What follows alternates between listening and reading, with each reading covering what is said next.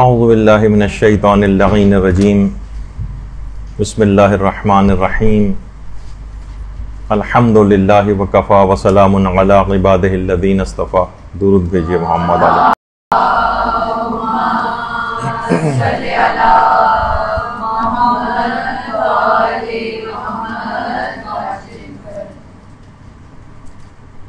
جیسے کہ آپ سب لوگوں کے علم میں ہے اور اس سے پہلے بھی کئی دفعہ اس کا تذکرہ ہو چکا ہے کہ ہر سال شب قدر کے موضوع پر ہماری گفتگو ہوتی ہے مدرسے میں، اور آج کی رات شب شہادت امیر المومنین علیہ الصلوۃ والسلام بھی ہے. اللہم صل علی محمد وآل محمد.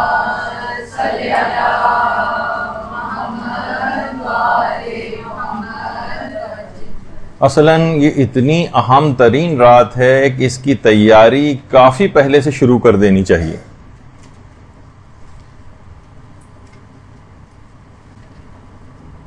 آیت اللہ عبد الکریم کشمیری ہمارے ایک مشہور عرفاء میں سے گزرے ہیں. وہ فرماتے تھے کہ رمضان کے بعد سب سے افضل ترین مہینہ جو ہے وہ رجب کا مہینہ ہے. اس لحاظ سے اگر شب قدر کی تیاری کے حوالے سے گفتگو کی جائے تو تقریباً مدرسے ہی کے 14-15 کے قریب لیکچرز شب قدر سے متعلق جو ہے وہ موجود ہیں. تو اس کی بہت پہلے سے، مہینوں پہلے سے سننا شروع کر دینا چاہیے، اس کی پریپریشن شروع کر دینا چاہیے، کاپی ورک ہو جانا چاہیے، دعاؤں کی لسٹیں تیار ہو جانا چاہیے، سارے اعمال کیا کیا چیزیں اس رات کو انجام دینے ہیں وہ سب لائن اپ کر کے رکھ لینے چاہیے، کیونکہ رات بہت مختصر ہے اور اعمال بہت زیادہ ہیں. بہت تیز رفتاری کے ساتھ یہ رات گزر جائے گی، تو ایک ایک لمحہ اس کا کشید کرنا ہے اور اس سے فائدہ اٹھانا ہے. دروس اس سلسلے میں خاص طور پر ضرور سنے جائیں. بہت پر اثر قسم کے درس ہمارے قبلہ مولانا صادق حسن صاحب قبلہ ان کے بہت ہی بہترین اس موضوع کے اوپر جو ہے دروس موجود ہیں. تو دیکھیے، ہمیشہ ایسے علماء کا انتخاب درس اخلاق کے سلسلے میں کرنا چاہیے کہ جن کا تصرف ہو، جو باقاعدہ جن کی بات کو لوگ تسلیم کریں، ان کی بات میں ایک اثر ہو. جیسے آخوند ملا حسین قلی حمدانی، 300 اولیاء اللہ کی انہوں نے تربیت کی، اور ایک ایسا عجیب درس اخلاق ہوتا تھا ان کو، اور اتنا اثر پذیری رکھتا تھا کہ باقاعدہ آیت اللہ حسن زادہ عاملی آیت اللہ محمد حسین طباطبائی سے یہ بات نقل کرتے ہیں کہ آیت اللہ طباطبائی فرماتے تھے ایک بار ایک مومن کو ہم نے بہت حواس باختہ حالت میں نکلتے دیکھا، تو اس سے پوچھا کہ کیا تمہاری حالت ہوئی، اتنی عجیب حالت کیسے ہو رہی ہے تمہاری؟ تو معلوم یہ چلا کہ وہ ملا حسین قلی حمدانی کے درس اخلاق میں شرکت کر کے باہر نکل رہا تھا. ایسی موت اور آخرت کی یاد دلاتے تھے، ایسا تصرف روحی رکھتے تھے، اتنا اثر ان کی بات میں ہوتا تھا کہ نظر آتا تھا لوگوں کے اوپر. تو ہمیشہ درس اخلاق وغیرہ، اسی وجہ سے ہمارے قبلہ مولانا صادق حسن جو ہیں ان کے جو دروس، یعنی باقاعدہ ہم یہاں دیکھتے تھے کہ ہمارے یہاں جب مولانا ہی پر کراچی میں ہوتے تھے تو انچولی کے اندر بھی ان کا ایک درس ہوتا تھا. تو باقاعدہ ایک بزرگ یہاں تو انتقال کر گئے ہیں، وہ ان کے باقاعدہ رونگٹے کھڑے ہو جاتے تھے، جسم کے بال ان کے کھڑے ہو جاتے تھے. لوگ یعنی ایسی ان کی حالت ہوتی تھی کہ لوگ مولانا کا درس بھول کر ان صاحب کو دیکھنا شروع ہو جاتے تھے. تو بہرحال اس طرح سے اس کو سننا ہے، اس متعلق سیکھنا ہے، محنت کرنی ہے اور اس کے اثر کو قبول کرنا ہے. دیکھیے، محنت کیے بغیر اس رات میں بہت محنت کرنی ہے. پورا رمضان محنت کرنے کا ہے، یہاں زیادہ تر لوگ سو کر گزارتے ہیں اس کو. لیکن یہ پورا زمانہ جو غیبت ہے، یہ اصل میں امتحان اور آزمائش کا زمانہ ہے. ہمارا یہ جو زمانہ چل رہا ہے امتحان اور آزمائش کا زمانہ ہے، اور اس زمانے کے مومنین کی مثال علماء یہ دیتے ہیں، ان کی مثال بالکل ایسی ہے جیسے شب عاشور امام حسین کے اصحاب کی مثال تھی. اللہم صل علی محمد وعلی محمد.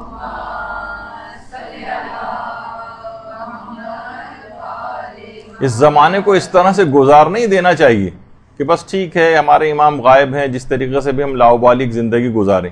علماء فرماتے ہیں کہ غیبت امام میں مومنین کی مثال ایسی ہے جیسے شب عاشور امام حسین علیہ السلام کے اصحاب کی مثال، کہ چھلنی سے چھان کر کھرے کو کھوٹے سے الگ کیا جائے گا۔ یہ زمانے غیبت، یعنی تبدیل ہوئے بغیر غیبت میں زندگی گزارنے کا، اور اسی طریقے سے توبہ کا بھی کوئی مفہوم نہیں ہے۔ اس رات کتنی آپ دعائیں توبہ پڑھیں گی اور ویسے بھی توبہ کریں گی اور بار بار 70 مرتبہ استغفر اللہ و اتوب الیہ کہیں گی، یا مثلا تسبیح پڑھیں گی استغفار کی۔ یاد رکھ لیجئے کہ تبدیل ہوئے بغیر توبہ کا کوئی مفہوم نہیں۔ شب قدر میں جو سر پر قرآن رکھ کر عمل کیا جاتا ہے، جبکہ سیرت اس کے بالکل برخلاف ہو، جیسے کہ برخلاف امینڈمنٹس بھی کیے ہیں کہ کوئی زیادہ وہ چیز نہ پھیلے، لیکن صرف ایک آپ کو احساس دلانے کے لیے کہ سیرت اگر اس کے بالکل برخلاف ہے اور سر پہ قرآن بھی رکھا ہوا ہے تو اس کا کوئی اثر مرتب نہیں ہوگا۔ کسی نے اس متعلق کیا خوب جملہ کہا ہے کہ کربلا میں موجود ہونا کربلائی نہیں بناتا ہے، کربلا میں فقط حضور اور حاضری سے انسان کربلائی نہیں بنتا ہے، تبدیلی کا نام ہے۔ یہاں پر اتنا تبدیل ہونا پڑتا ہے کربلا میں کہ حور بننا پڑتا، تبدیلی لانا پڑتی ہے۔ اگر صرف کربلا میں موجود ہونا فقط کربلائی بناتا تو علماء فرماتے ہیں پھر تو شمر بھی کربلائی، لیکن صرف وہاں پر موجود ہونا جب تک کہ انسان اپنے اندر تبدیلی نہ لے کر آئے، تو لہٰذا سابقہ زندگی کو بالکل سے تبدیل کرنا ہے اس رات کو، تبھی یہ رات شب سیر و سلوک اور شب عرفان بنے گی، تبدیل ہوئے بغیر۔ ورنہ آپ دیکھیے علماء ایک چیز اور بھی بیان فرماتے ہیں کہ گناہ کے متعلق یہ بات سب سے زیادہ خطرناک ہے کہ اس کی انجام دہی کے بعد آپ توبہ کو بھی غیر اہم سمجھنے لگے۔ آج کل گناہوں سے توبہ بھی غیر اہم ہو گئی، احساس ہی نہیں کہ میں توبہ کرنی۔ تو علماء فرماتے ہیں کہ یہ سب سے زیادہ خطرناک بات، شاید گناہ سے بھی زیادہ خطرناک بات یہ ہے کہ آپ اس کے لیے توبہ کو غیر اہم سمجھنے لگے۔ لہٰذا رو رو کر توبہ کرنی ہے، خود کو بدلنے کی دعائیں کرنی ہیں، اور اس حد تک گڑ گڑا کر اور ذلیل ہو کر دعا کرنی کہ وہ قبول ہو جائے۔ یہ جملہ بھی کہا جاتا ہے کہ دعا جب ایڑیاں رگڑنے پر آ جائے تو قبولیت کے زمزم کو جاری ہونا ہی پڑتا ہے۔ تو آپ پوری کوشش کریں کہ اس رات کو کسی طور پر بھی ضائع نہ ہونے دیں، اور لازمی طور پر اس رات کو بخشوانے کا ایک سلسلہ اپنا شروع کر لیں، اور آئندہ زندگی میں ایک تبدیلی اپنی زندگی میں لانے کا ایک عزم کر لیں۔ ورنہ کتنی ہی شب قدر اس سے پہلے بھی آئیں اور گزر گئیں، اور آئندہ بھی آئیں گی اور گزر جائیں گی۔ صرف رٹے رٹائے چند اعمال کے علاوہ کوئی تبدیلی اگر آپ کے اندر نہیں آ رہی ہے تو شب قدر سے اس کا مطلب ہے کوئی خاطر خواہ فائدہ نہیں اٹھایا۔ دیکھیے ہر سال آتی ہے شب قدر، ختم تو نہیں ہو گئی نا۔ ایک شخص نے پوچھا تھا امام صادق سے کہ مجھے اللہم صلی علی محمد و علی محمد،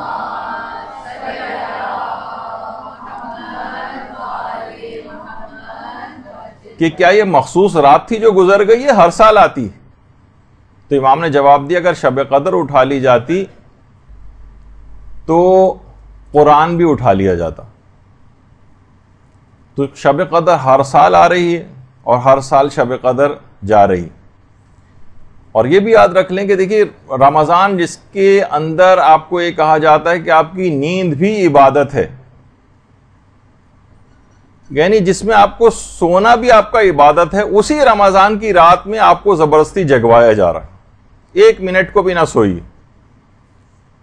اور کتنے زیادہ اس کے ثواب اور فائدے ہیں جو پوری رات صرف جاگنے کے ہیں، جو پچھلے جو سالوں کے لیکچرز ہیں اس میں ہم تفصیل سے بتا چکے۔ تو اسی وجہ سے ابھی سے ہی، جیسے اب شب قدر آنے والی ہے، ابھی سے ہی یہ دعا مانگنا شروع کر دیں کہ جو کہ امام خمینی کو استاد جواد ملکی تبریزی کہتے تھے کہ ماہ رمضان کی مہم ترین دعاؤں میں سے دعا ہونی چاہیے کہ پروردگار ہمیں شب قدر میں عبادت کی توفیق نصیب فرمائے، کوئی ایسی مجبوری نہ آ جائے، کوئی ایسی پریشانی نہ آ جائے کہ ہم اس رات کو عبادت نہ کر سکیں، اعمال انجام نہ دے سکیں۔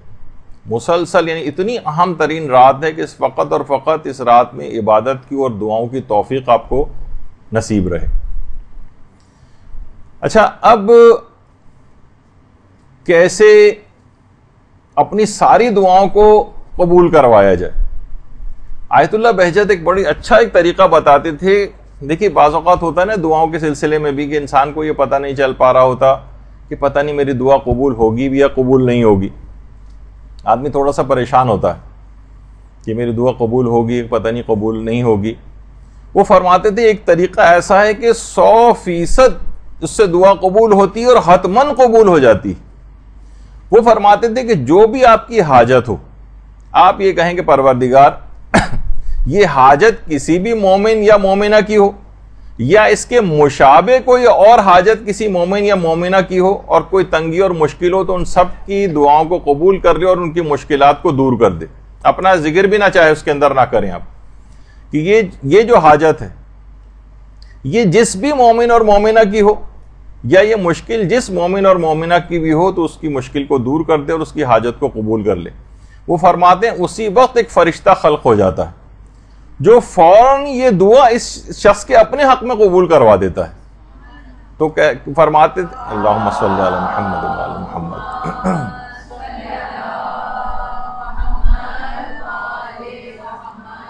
تو سب سے بہترین طریقہ یہ ہے کہ اس میں آپ تمام جتنی بھی دعائیں آپ کے پاس ہیں یہ دوسروں کے لیے کریں. وہ خود بخود ہر دعا کے لیے ایک فرشتہ پیدا ہوتا رہے گا جو آپ کے اپنے حق میں اس دعا کو قبول کروا دے گا. ظاہر ہے فوراً دعا کا فرشتہ خلق ہو رہا ہے تو کیسے ممکن ہے کہ اللہ نے اس کی غرض خلقت یہ رکھی ہو کہ آپ کے لیے دعا کر کے اسے قبول کروائے تو اس اپنی غرض خلقت کو پوری نہ کرے. تو یہ جو رات ہے یہ دعاؤں کی قبولیت کی رات ہے. یہ اپنی قسمت کو لکھوانے کی رات ہے. دیکھیے ہمارے پاس دعائیں کرنے کے لیے زبان تو ہے لیکن اتنی ساری جو ہماری پچھلے گناہ ہیں بدعمالیاں ہیں اس میں ہمیں بعض اوقات یقین نہیں ہوتا کہ ہماری دعائیں قبول بھی ہوں گی یا قبول نہیں ہوں گی.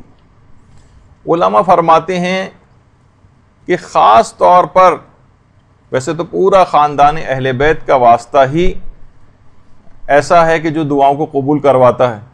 البتہ فرماتے ہیں 4-5 واسطے علی الخصوص ایسے ہیں کہ جو دعاؤں کی قبولیت کے لیے از حد کارآمد ہے اور ان کے رد ہونے کا پھر دعا کے کوئی امکان ہی نہیں ہوتا. تو اس رات کو جتنی بھی آپ دعائیں پڑھیں گی اور دعائیں اپنے لیے کریں گی سب لوگوں کے لیے دعا کریں گی اس میں علی الخصوص یہ 4-5 واسطے آپ دعا کے شروع ہی میں ان کا واسطہ اور توسل اختیار کریں اور اس کے بعد جو چاہیں پھر دعا مانگیں.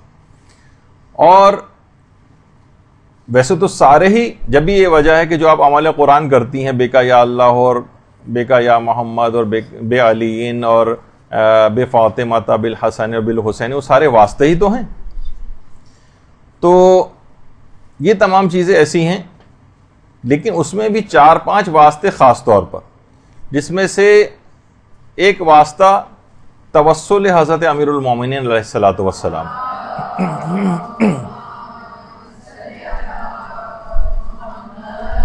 ہر شخص کے دل میں امیر المومنین کے لیے جو محبت مومن کے دل میں پائی جاتی ہے اس کا دل ان کی محبت سے لبریز ہوتا ہے اور یہی کیفیت ہمارے علماء کی بھی ہے. آقا جعفر آقا مجتہدی یہ عرفاء میں سے گزرے ہیں. یہ آیت اللہ عبد الکریم کشمیری کے متعلق یہ بات فرماتے تھے. اس حد تک حضرت امیر المومنین سے اتنا والہانہ عشق کرتے تھے کہ جب بھی گھر میں آتے تھے حرم امیر المومنین سے تو ایسا لگتا تھا کہ گنبد حضرت امیر المومنین کے جو روضے کا ہے وہ اپنے ساتھ ہی گھر لے آئے ہیں. یہ ان کی کیفیت تھی محبت کی. اور انہی عبد الکریم کشمیری کے متعلق جو کتاب لکھی گئی روح و ریحان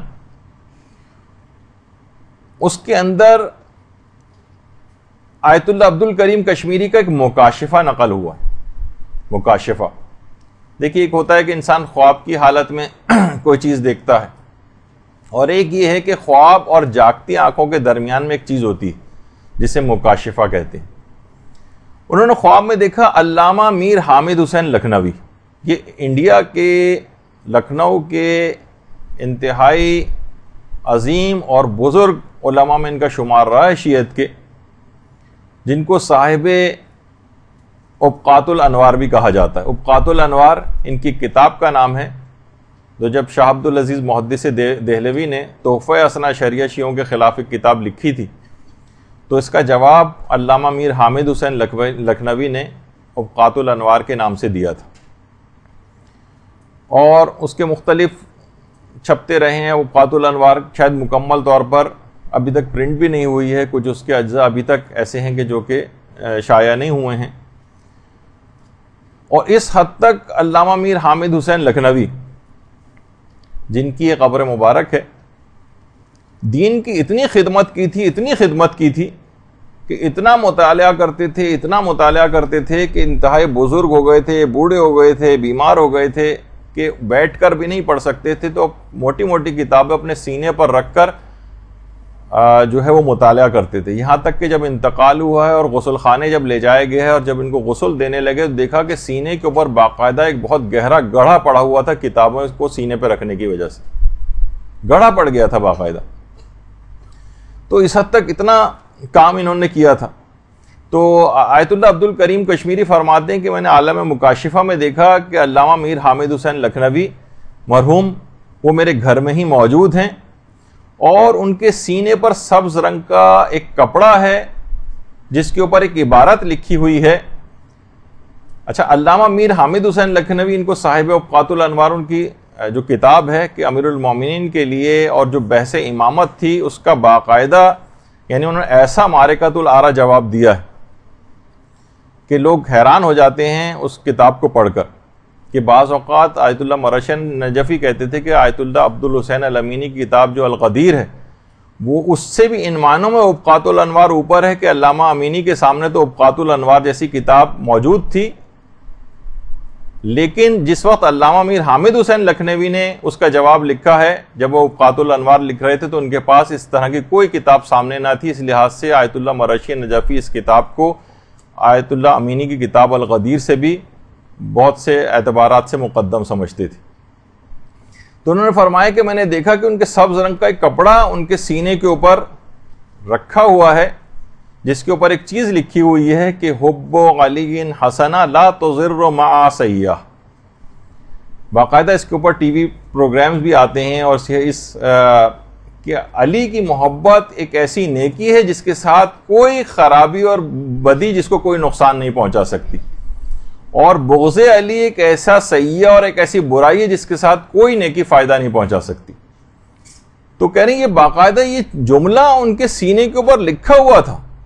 اس حد تک ہمارے علماء نے امیر المومنین علیہ الصلوۃ والسلام کے لیے کام کیا ہے.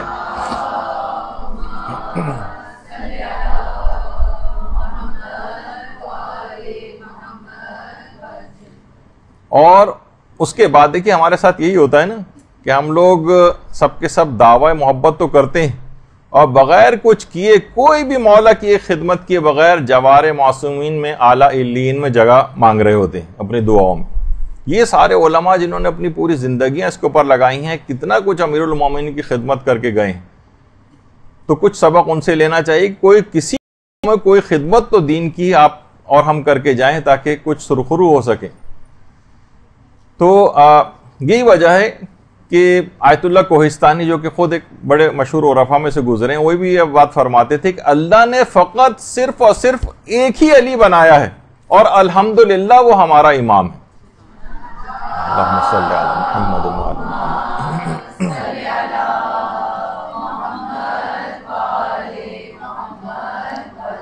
جس کی ولایت کے اوپر اعتقاد رکھنا واجب ہے، جس کی ولایت پر اعتقاد رکھے بغیر کوئی شخص جنت میں نہیں جا سکتا، کہ اس کے کوئی اعمال قبول نہیں ہو سکتے، اور اس ولایت کے پروانے کے بغیر جنت میں داخلہ ہی ناممکن ہے. پورے صراط سے گزرنے کا پرمٹ وہ ان کی ولایت ہے. اعمال کی قبولیت کا دار و مدار اسی کے اوپر. یہی وجہ ہے کہ بڑا مشہور وہ جملہ ہے نا ان کا آیت اللہ آقا محسن قراتی کا، کہ وہ بڑی اچھی مثال دیتے ہیں، مثالوں کے تو شہنشاہ سمجھے جاتے ہیں محسن قراتی. تو فرمانے لگے کہ لوگ اکثر یہ آ کر سوال کرتے ہیں کہ بھئی یہ کیسے ممکن ہے کہ انسان سارے اعمال، پوری زندگی کے نیک اعمال آپ کہہ رہے ہیں کہ وہ قبول نہیں ہوں گے اگر ولایت علی نہیں ہوگی. تو اس کو بڑے اچھے طریقے سے وہ سمجھاتے ہیں. کہتے ہیں مثلا اگر کوئی پولیس والا آ کر آپ سے گاڑی کا لائسنس طلب کرے، ٹریفک پولیس والا، اور آپ کے پاس ڈرائیونگ لائسنس نہ ہو، لیکن آپ اس کے بجائے اپنی ساری میڈیکل فٹنس کی رپورٹس اس کو دکھاتے رہیں، وہ نہیں مانے گا۔ گھر کے کاغذات دکھا دیں 10,000 گز کے گھر کے، وہ تب بھی آپ کو نہیں جانے دے گا۔ آپ اپنی پی ایچ ڈی کی ڈگری اس کو دکھا دیں، تب بھی وہ آپ کو جانے نہیں دے گا اور لائسنس طلب کرتا رہے گا۔ یہاں تک کہ وہ کہہ رہے ہیں کہ اگر آپ نوبل پرائز بھی آپ کو ملا ہوا، نوبل پرائز بھی اگر آپ ان کو دکھائیں تب بھی وہ آپ کو جانے نہیں دے گا۔ حتیٰ کہ اگر کوئی مجتہد ہے وہ اپنی اجتہاد کے تمام اجازے بھی دکھا دے تب بھی پولیس والا جانے نہیں دے گا، اسے ڈرائیونگ لائسنس ہی چاہیے ہوگا۔ تو فرماتے ہیں بالکل اسی طریقے سے کوئی دوسرا عمل قبول نہیں کیا جائے گا۔ لاکھ آپ سب چیزیں دکھاتے رہیں، قیامت میں آپ نمازیں اپنی دکھاتے رہیں، روزے دکھاتے رہیں، حج دکھاتے رہیں، ساری نیکیاں دکھاتے رہیں، لیکن ولایت علی کا پروانہ اگر کسی کے پاس نہیں ہے تو اس کا چالان ضرور ہوگا اور اس کا کوئی دوسرا عمل قبول نہیں کیا جائے گا۔ جس طریقے سے ٹریفک پولیس والا لائسنس طلب کر رہا ہوتا ہے، کوئی اور چیزیں نہیں دیکھ رہا ہوتا۔ تو انہی کے تمام واسطے اور وسیلے آپ کو اس رات کو دینے ہیں حضرت امیر المومنین علیہ الصلوۃ والسلام کے۔ اللہم صلی علی محمد۔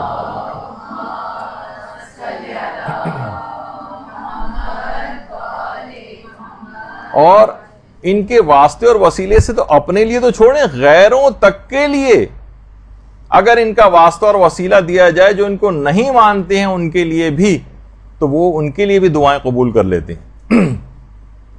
ابھی جن کا ذکر ہوا صاحب الغدیر علامہ عبد الحسین الامینی، ان کے متعلق ملتا ہے، خود انہوں نے اپنا واقعہ بیان کیا کہ عراق کا اس زمانے میں جو وزیر ثقافتی امور تھا،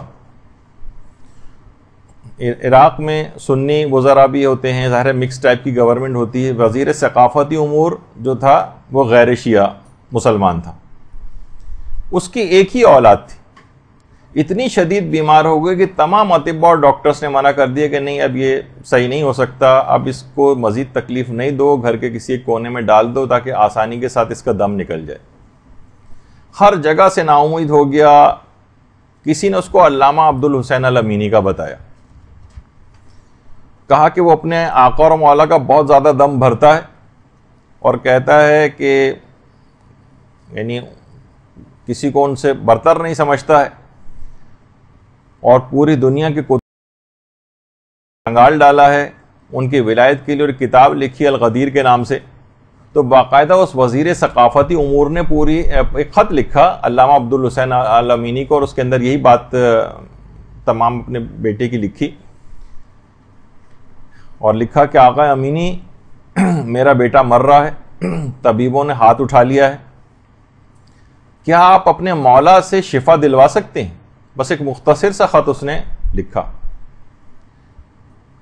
وہ خط کوئی شخص علامہ امینی کے پاس لے کر آیا اور دروازے کے باہر انتظار کر رہا تھا کہ اس کا جواب دے دیں۔ علامہ امینی نے فوراً اسی وقت خط کو اٹھایا اور اس کے پیچھے اس کا جواب لکھا، بسم اللہ الرحمن الرحیم، خدا نے برکت امیر المومنین کی وجہ سے تیرے بیٹے کو شفا دے دی ہے۔ اللہم صلی علی محمد۔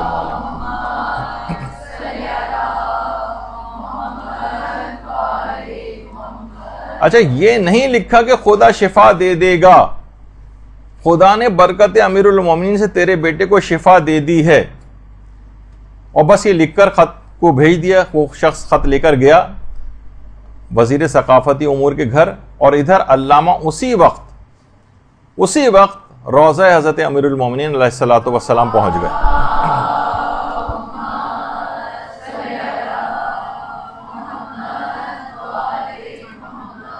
اور ذریعے امیر المومنین کے سامنے آ کر ایک جملہ کہا کہ مولا ایک حوالہ بھیج دیا ہے، خلاصہ بس یہ ہے کہ عزت رکھ لیجئے گا۔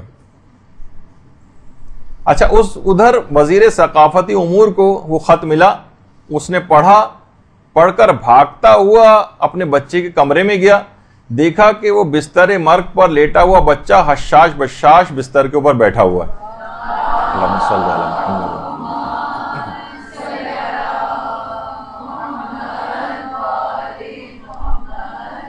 تو حضرت امیر پر پورے یقین اور اطمینان کے ساتھ، پورے یقین اور اعتماد کے ساتھ ان کا وسیلہ دے کر دعا کریں، انشاءاللہ آپ دیکھیں گے کوئی امکان ہی نہیں ہوگا کہ اس شب قدر کے اندر حضرت امیر کا واسطہ اور وسیلہ بنایا جائے اور پھر بھی دعا رد ہو جائے۔ دیکھیے ایک طریقہ اور بھی ہے دعاؤں کو قبول کروانے کا. علماء بھی اس کو اپلائی کرتے ہیں.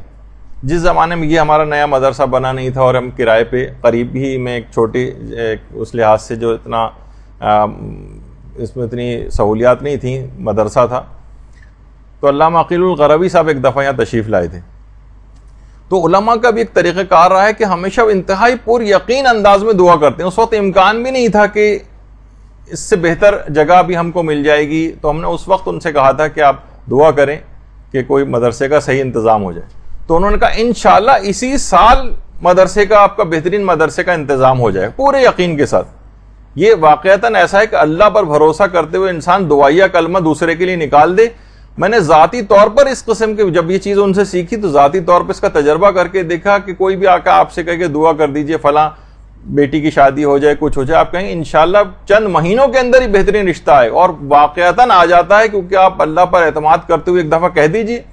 اسی طریقے سے حضرت امیر المومنین کا واسطہ اور وسیلہ دے کے نکال دیں منہ سے وہ بات, شک و شبے والی بات نہ رکھیں, پورے اعتماد کے ساتھ انشاءاللہ بس بہت ہی جلد یہ والا مسئلہ حل ہو جائے گا, انشاءاللہ اسی سال دیکھیے یہ ہو جائے گا, انشاءاللہ سارا قرض آپ دیکھیے گا چند مہینوں میں ادا ہو جائے گا, اور غیبی اسباب مہیا ہو جاتے ہیں, پروردگار کی مدد آتی ہے, اس کے لیے تو منٹوں اور سیکنڈز کا بھی کام نہیں ہے. تو بس ایک دفعہ آپ کا پر یقین طریقے سے آپ اس وسیلے کو استعمال کریں. تو جب ہی کہا جاتا ہے, یہ جملہ ہے باقاعدہ علماء فرماتے ہیں کہ اصل استجابت دعا اعتقاد ہے. جتنا آپ کا اعتقاد مضبوط ہوگا دعا پر, اتنا ہی زیادہ دعا کی قبولیت بڑھتی چلی جائے گی. شک و شبے کے اندر دعا کرنا, وسیلہ بھی لگا رہے ہیں اور اس کے باوجود بھی آپ جو ہے شک و شبے کا شکار ہیں کہ امیر المومنین کا واسطہ اور وسیلہ دے دیا پھر بھی شاید دعا قبول نہ ہو, تو اس کا مطلب ہے آپ کے اعتقاد کے اندر کمزوری, ضعف پایا جاتا ہے.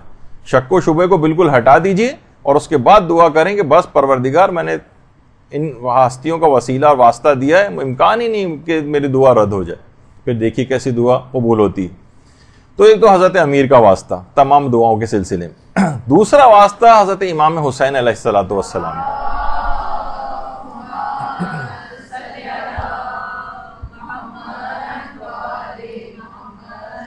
علامہ محمد حسین طباطبائی فرماتے تھے کہ دو کام ایسے ہیں کہ جو رفع حجابات کرتے ہیں, رفع حجابات, اور یہ دونوں کام عظیم نعمتیں. فرماتے ہیں ایک تو محبت اور توجہ کے ساتھ تلاوت قرآن کرنا, یہ حجابات کو دور کرنے والی چیز ہے. حجابات جتنے آپ کے اور پروردگار کے درمیان پردے پڑے ہوئے ہیں نا, اگر انسان بہت خشوع و خضوع کے ساتھ تلاوت کرے تو یہ حجابات کو برطرف کرتی ہے, اور خود بہت بڑا وسیلہ ہے قرآن دعاؤں کی قبولیت کے لیے. اور دوسرا فرماتے تھے کہ توسل حضرت ابا عبداللہ الحسین علیہ الصلوۃ والسلام,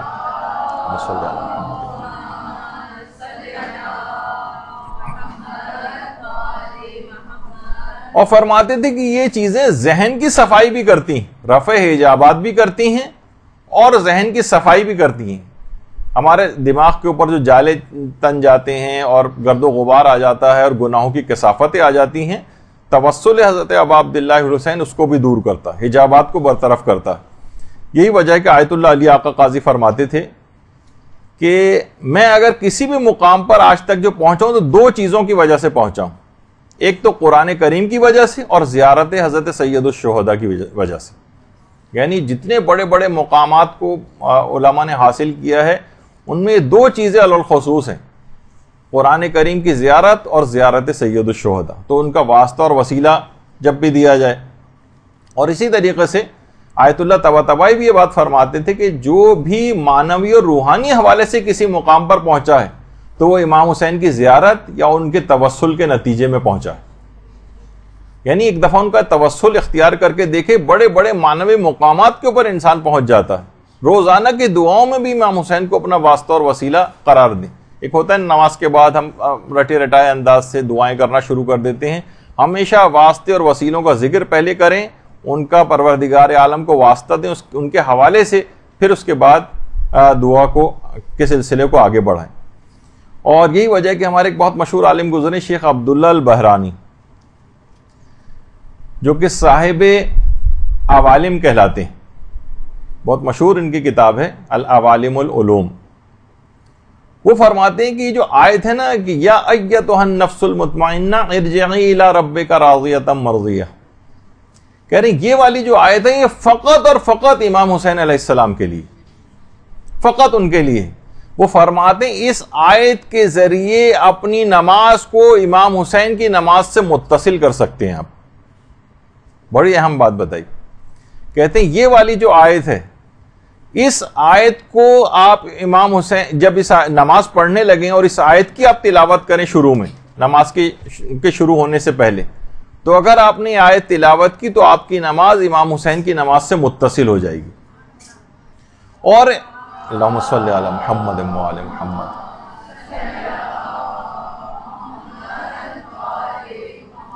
اور نماز سے پہلے اس آیت کو پڑھنے سے خود بخود ایک توسل امام حسین پیدا ہو جائے گا، اور جیسے ہی وہ توسل پیدا ہو جائے اس کے بعد آپ کہیں السلام علیکہ یا ابا عبداللہ الحسین، اور اس کے بعد پھر اپنی نماز شروع کر دیں۔ یا مثلا یہ دعاؤں کے لیے بھی اس آیت کو پڑھیں، اور اس آیت کو پڑھنے کے بعد امام کو سلام کریں، خود بخود امام سے توسل پیدا ہو جائے گا، اور وہ دعا کا کوئی امکان نہیں رہے گا کہ وہ دعا رد ہو جائے، اور وہ نماز جس سے پہلے یہ آیت پڑھی جائے گی خود بخود امام حسین کی نماز سے متصل ہو جائے گی۔ تو خود سوچ سکتے ہیں کہ اس کے عدم قبولیت کا کوئی امکان ہی باقی نہیں رہے گا۔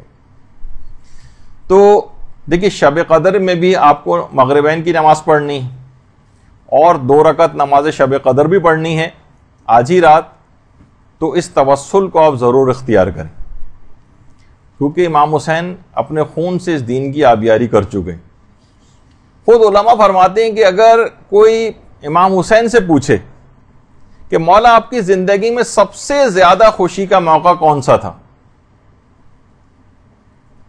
کہ بلکہ علماء فرماتے ہیں کہ اگر کوئی پوچھا جائے کہ امام حسین کی زندگی میں سب سے خوشی کا موقع کون سا تھا جب آپ کا نشاط عروج پر تھا، تو علماء فرماتے ہیں یقیناً وہ آپ کی مقتل گاہ تھی۔ مقتل گاہ امام حسین وہ امام حسین کی زندگی کا سب سے نشاط کا لمحہ تھا، جہاں آپ نے کل باطن کا مشاہدہ کیا تھا، اور وہ مخلصانہ فریاد بھی بلند کی تھی، رضن بقضائک و تسلیما لامرک۔ اس قدر امام حسین اپنی مقتل گاہ میں توحید میں اس قدر ڈوب گئے تھے کہ ایک موقع پر جب شمر ملعون بھی آپ کے اوپر سوار ہو گیا تھا تو آپ نے توجہ نہیں کی تھی، اور ایک خاص کیفیت، دیکھیے خاص کیفیت ہوتی ہے نا انسان کے اوپر، مثلا کوئی خانہ کعبہ پہلی دفعہ جائے اور کعبے کی طرف نگاہ، اس کے سامنے سے 10 لوگ بھی گزر جائیں اور بعد میں اگر شکایت کریں کہ یار ہم نے آپ کو سلام کیا تھا آپ نے جواب ہی نہیں دیا، تو آپ قسم کھانے کو تیار ہو جاتے ہیں کہ میں نے آپ کو دیکھا ہی نہیں تھا، میں نے آپ کی آواز ہی نہیں سنی تھی۔ تو بالکل یہی بات امام کے ساتھ تھی کہ امام اس قدر ایسی کیفیت کے اندر آ گئے تھے کہ حضرت ابا عبداللہ الحسین نے اپنے جب محسوس ہی نہیں کیا کہ سینے کے اوپر وہ چڑھ کر بیٹھ گیا، اور جب توجہ کی تو دیکھا شمر ملعون سینے کے اوپر سوار ہے۔ اس طرح اتنا توحید کے اندر ڈوب گئے تھے، تو اپنی اس نماز کو، اپنی ان تمام دعاؤں کو امام حسین علیہ الصلوۃ والسلام کے توسل سے شرف قبولیت جو ہے وہ بخشوائیں۔ ان کا واسطہ اور وسیلے کا طریقہ ابھی آپ کے سامنے ذکر ہوا۔ تیسرا وسیلہ علماء کہتے ہیں کہ جب یہ رات شب سیر و سلوک و عرفان بنے گی اور تمام آپ کی دعاؤں کو قبول کروائے گی، جب آپ وسیلہ حضرت فاطمہ الزہرا سلام اللہ علیہا دیں گے۔ صلی علی محمد و علی محمد۔ آپ ہی حقیقت شب قدر بھی ہیں، آپ ہی کا وسیلہ اور توسل دعاؤں کو قبول کرواتا ہے۔ باقاعدہ جو کتاب لکھی گئی ہے نوردبان آسمان کے نام سے، اس میں آیت اللہ سید رضا بہاؤالدینی وہ یہ فرماتے ہیں کہ ہم یہ بات جانتے ہیں کہ جس درخواست پر بھی حضرت زہرا کے دستخط ہو جائیں اس پر گویا رسول اور ائمہ کے دستخط بھی ہو گئے۔ یہ سمجھ جائیے کہ اس پر رسول اور ائمہ نے بھی دستخط کر دی۔ جس دعاؤں کی درخواست پر حضرت زہرا نے دستخط فرما دیے، بس خود بخود پیغمبر اسلام اور تمام معصومین کی دستخط بھی اس پر ہو جاتے ہیں، اور فرماتے ہیں یہ ایسی بات ہے جس میں کوئی کلام نہیں، کوئی کلام نہیں، کوئی دوسری بات نہیں۔ اور یہی وجہ ہے کہ ہمارے علماء خاص طور پر جو آیت اللہ وحید خراسانی ہیں باقاعدہ فرماتے ہیں کہ جو شخص بھی یہ چاہتا ہے کہ روز قیامت حضرت زہرا سلام اللہ علیہ کے والد کی شفاعت اسے حاصل ہو اور جان کنی کے وقت ان کے شوہر امیر المومنین علیہ السلام کا دیدار ہو اور صدیقہ کبریٰ سلام اللہ علیہ کی دعا شامل حال ہو اس قبر کی تنہائی اور وحشت میں جہاں اس کے علاوہ کوئی امید نہیں، تو اسے چاہیے کہ جہاں تک ممکن ہو بنت رسول کی شایان شان عزاداری کو برپا کرے، اس امید سے کہ وہ ان کے فرزندوں کے دلوں کے زخموں کے لیے مرہم ہو۔ تو آپ نے فرمایا کہ یہ جلوس اور مجالس عزا اس آیت قل لا اسألکم علیہ اجرا الا المودۃ فی القربى کا مصداق ہے۔ تو حضرت زہرا کا توسل، حضرت زہرا کے متعلق اتنی زیادہ تاکیدات علماء کرتے ہیں، ان کے واسطے اور وسیلے سے آپ جو بھی دعا مانگیں گی وہ لازمی طور پر قبول ہو جائے گی۔ اور اس حد تک کہ آیت اللہ سید مرتضی رضوی کشمیری، یہ کشمیر کے علاقے کے تھے اور یہ ملا حسین قلی حمدانی کے شاگردوں میں سے تھے، خود عرفہ میں تھے۔ وہ فرماتے تھے کہ ایک دفعہ رمضان ہی کے دن تھے، افطار کے بعد ملا حسین قلی حمدانی جو ہے وہ مدرسے میں فجر کے قریب جو ہے اور نماز جماعت فجر کی مدرسے کے اندر ہوتی تھی، چابی گھر بھول آئے۔ اب لوگ سارے باہر کھڑے ہوئے ہیں، اتنا وقت بھی نہیں تھا کہ گھر واپس جاتے اور چابی لے کر آتے، تو اپنے آنے والے جو ساتھ میں افراد تھے ان کی طرف متوجہ ہوئے اور کہا کہ مشہور ہے کہ مادر موسیٰ کا نام لینے سے تالے کھل جاتے ہیں، تو کیا ایسا ممکن ہے کہ میں فخر مادر موسیٰ حضرت زہرا سلام اللہ علیہ کا نام لوں اور تالا نہ کھلے؟ کہہ رہے ہیں ابھی نام جملہ مکمل نہیں ہوا تھا کہ اسی وقت مدرسے کا تالا خود بخود آواز آئی اور جھٹکے سے تالا کھل گیا۔ اللہم صلی علی محمد۔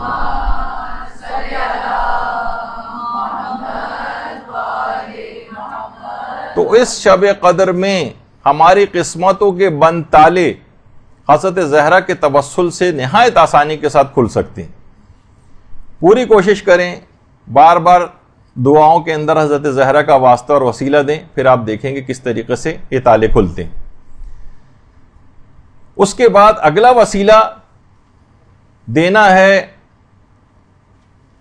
حضرت ابو الفضل العباس علمدار علیہ الصلوۃ والسلام۔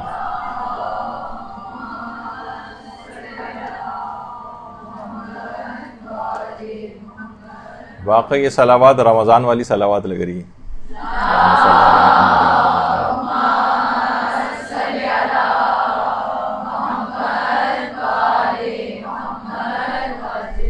حضرت عباس علمدار جن کی تعریف کے لیے کسی نے جملہ صحیح کہا ہے کہ عباس کی تعریف یہ ہے کہ وہ شخص جس کی تلوار میان میں ہو اور دشمنوں کی نیندیں حرام ہو، اسے عباس کہتے ہیں۔ تلوار نکلی ہوئی نہ ہو، تلوار میان میں ہو اور دشمنوں کی نیندیں حرام ہو۔ تو ہمارے علماء میں آیت اللہ علی آقا قاضی، جن کا بار بار اکثر تذکرہ آتا ہے، اور ظاہر اخلاق کی گفتگو ہو رہی ہے تو علماء اخلاق کا تذکرہ کیوں نہیں آئے گا؟ وہ یہ فرماتے ہیں کہ جس زمانے میں ان کے جوانی کا دور تھا، یہ آیت اللہ علی آقا قاضی کی جوانی کی تصویر، فرماتے ہیں کہ میں اس وقت حرم حضرت ابو الفضل العباس میں نماز کے لیے تیاری کر رہا تھا، اور نماز میں نیت باندھنے ہی والا تھا کہ ایک دیوانہ سا شخص میرے پاس آیا اور اچانک سے آ کر ہنس کے مجھ سے کہنے لگا بغیر وضو کے نماز نہیں ہوتی، وضو تو کر کے آ جاؤ۔ کہہ رہے میں حیران اور پریشان رہ گیا۔ اچھا، عام طور پر وہ افراد جو کہ دائم الوضو رہتے ہیں، وہ اکثر یہ ہوتا ہے کہ وضو ٹوٹنے کے بعد بھول جاتے ہیں دوبارہ وضو، مثلا اگر نہیں کیا تو نماز کے لیے، کیونکہ ہر وقت عادی ہوتے ہیں کہ بس وضو تو ہے ہی اور نماز کے لیے کھڑے ہو گئے۔ یہی کیفیت علی آقا قاضی کی بھی تھی۔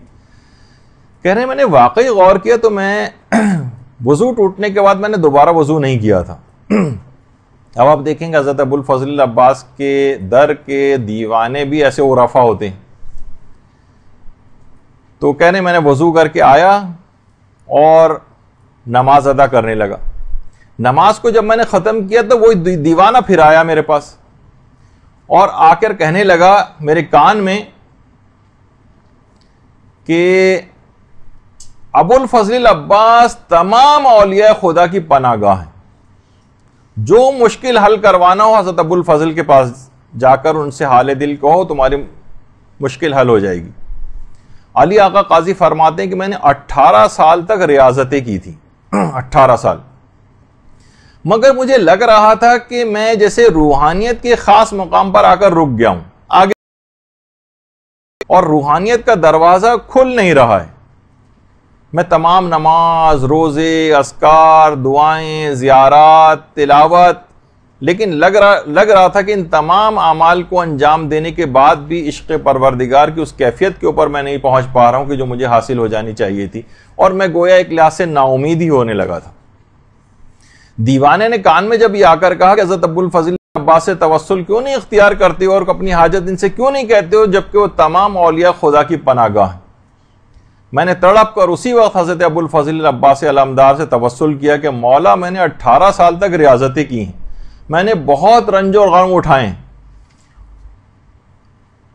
میری آپ اس دعا کو قبول فرما لیں کہ حجابات برطرف ہو جائیں اور میں پروردگار کی طرف بلند ہو جاؤں۔ کہنے ادھر میں نے حضرت ابو الفضل عباس سے توسل کیا، ادھر گویا دل کے حجابات برطرف ہونے لگے۔ اچانک سے میں نے دیکھا کہ جہان کے تمام ذرات کے اندر خدا کے نور کا ظہور ہو رہا ہے۔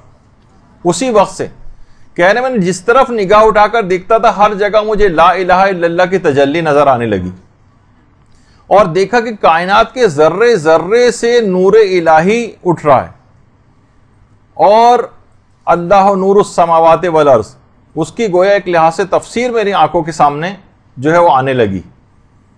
لیکن یہ عارضی کیفیت تھی، یہ چیزیں مجھے نظر آنی بند ہو گئیں۔ اس کے بعد میں گھر آیا تو زوجہ نے مجھ کو چائے وغیرہ دی، چائے پی، تھوڑی دیر کے بعد میری وہی عرفانی کیفیت پھر دوبارہ آنے لگی۔ پھر میں گھر کی چھت پر گیا تو وہاں پہ بھی میں نے دیکھا کہ ذرے ذرے سے تجلی پروردگار کا ظہور ہو رہا ہے۔ دیکھیے اللہم صلی علی محمد وعلی محمد۔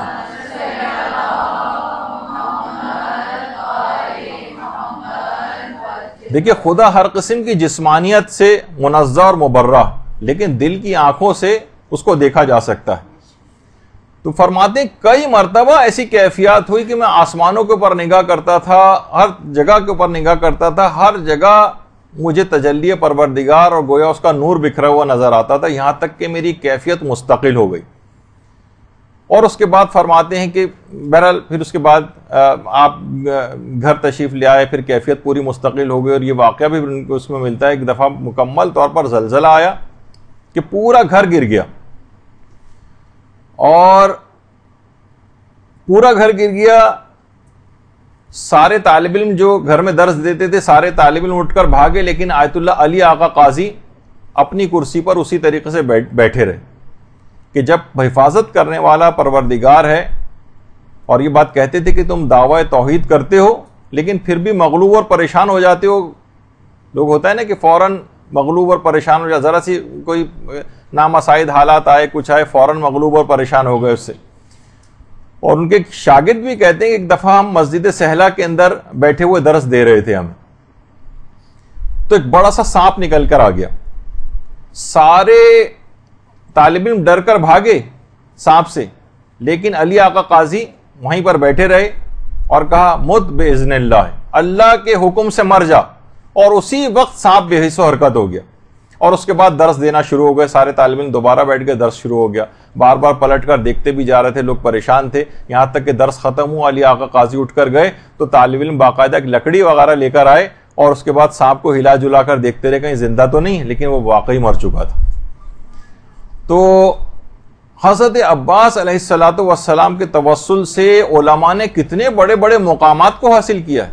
علی آقا قاضی کے متعلق جو بھی آپ باتیں سن رہی ہیں، آپ اس سے پہلے بھی ان کا کتنا تذکرہ آیا اور کتنی ان کی کراماتیں آئیں، ذکر ہو چکی ہیں، تو آپ کے دماغ میں آتا ہے نا کہ کیسے اس مقام کو حاصل کیا۔ تو دیکھیں آپ نے کہ حضرت عباس کے توسل سے اگر کوئی بھی دعا مانگی جائے تو اس کی کتنی اثر پذیری، بس تڑپ کے مانگی جائے، پورے اعتقاد کے ساتھ مانگی جائے، تاکہ عدم قبولیت کا کوئی امکان ہی باقی نہ رہے۔ اور یہی وجہ ہے کہ آپ کے انتقال کے بعد، آیت اللہ علی آقا قاضی کے انتقال کے بعد، جو بڑے بڑے علماء اور عرفاء تھے، ان میں سے یعنی بات مشہور ہے کہ انہوں نے عالم خواب میں یہ عالم مکاشفہ میں برزخی زندگی میں یہ بات چیز دیکھی کہ برزخی زندگی میں آیت اللہ علی آقا قاضی کو انسان کامل کا درجہ دیا گیا ہے. دیکھیے پیغمبر اسلام اور اہل بیت تو کامل ترین مصداق ہیں اس جملے کا، اس لفظ کا، انسان کامل. لیکن غیر معصوموں میں اور علماء کے اندر یہ بہت بڑا مقام ہے جو برزخی زندگی میں انسان کامل کا آیت اللہ علی آقا قاضی کو حاصل. دیکھیے علی آقا قاضی نجف اشرف میں وادی السلام میں مدفون ہے. دیکھیے جو نجف کی سرزمین ہے اس کے متعلق علماء یہ بات کہتے ہیں کہ یہاں پر 360 انبیاء کی قبریں ہیں نجف میں، 360، اور کربلا میں 260 انبیاء کی قبریں، اور حضرت آدم حضرت نوح کی قبر تو ذریعہ امیر المومنین کے اندر ہی ہے.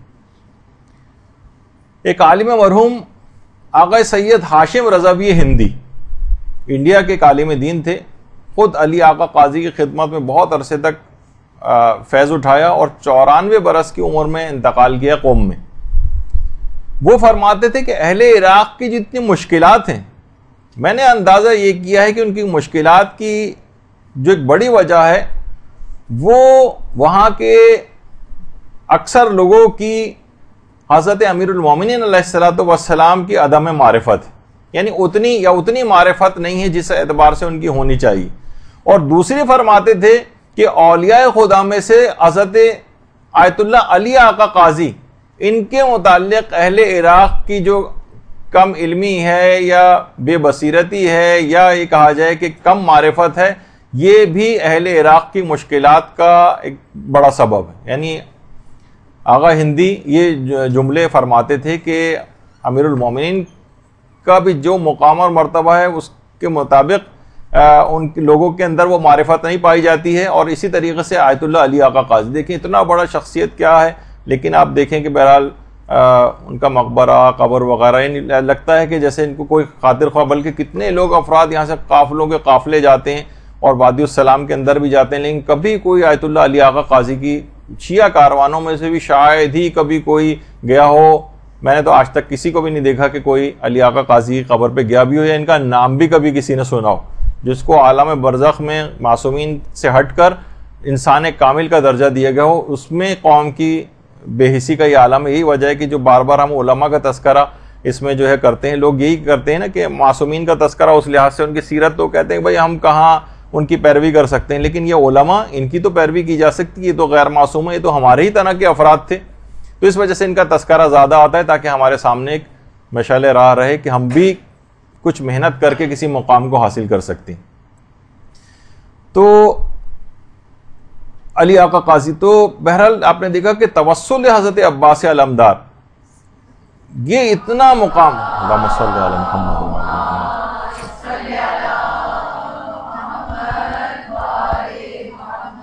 کتنا بڑا مقام دلوا گیا علی آقا قاضی کو. اور آج حیران ہوں گے کہ جو انحرافات اور فتنے پھیل رہے ہیں اور سوشل میڈیا کے اوپر بہت زیادہ اس کے اوپر کام ہو رہا ہے، اس میں آج کل سوالات اٹھائے جا رہے ہیں کہ کیا حضرت ابوالفضل العباس کو باب الحوائج کہنا صحیح ہے، کیا ان کو توسل اور واسطہ بنایا جا سکتا ہے.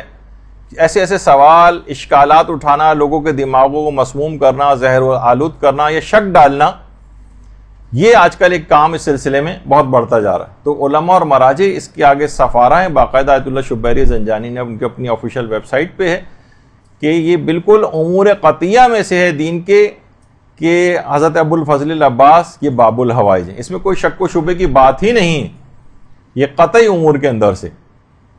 ایک بزرگ عالم دین سے ایک دفعہ کسی نے پوچھا تھا کہ ایک سوال ہے کہ مقام حضرت عباس علمدار افضل ہے مقام سلمان فارسی. کہا جاتا ہے نا کہ دیکھیے سلمان فارسی ایمان کے 10 درجے کے اوپر فائز ہیں. ان عالم نے کہا خبردار ایسا سوال بھی دوبارہ مت کرنا، خواہ سلمان ایمان کے 10 درجوں پر فائز ہوں، مگر یہ بات یاد رکھ لو کہ ابوالفضل العباس ایسی شخصیت کا نام ہے جن کی ایک نگاہ لطف سے سلمان بن جاتا ہے. اللہم صلی علی محمد.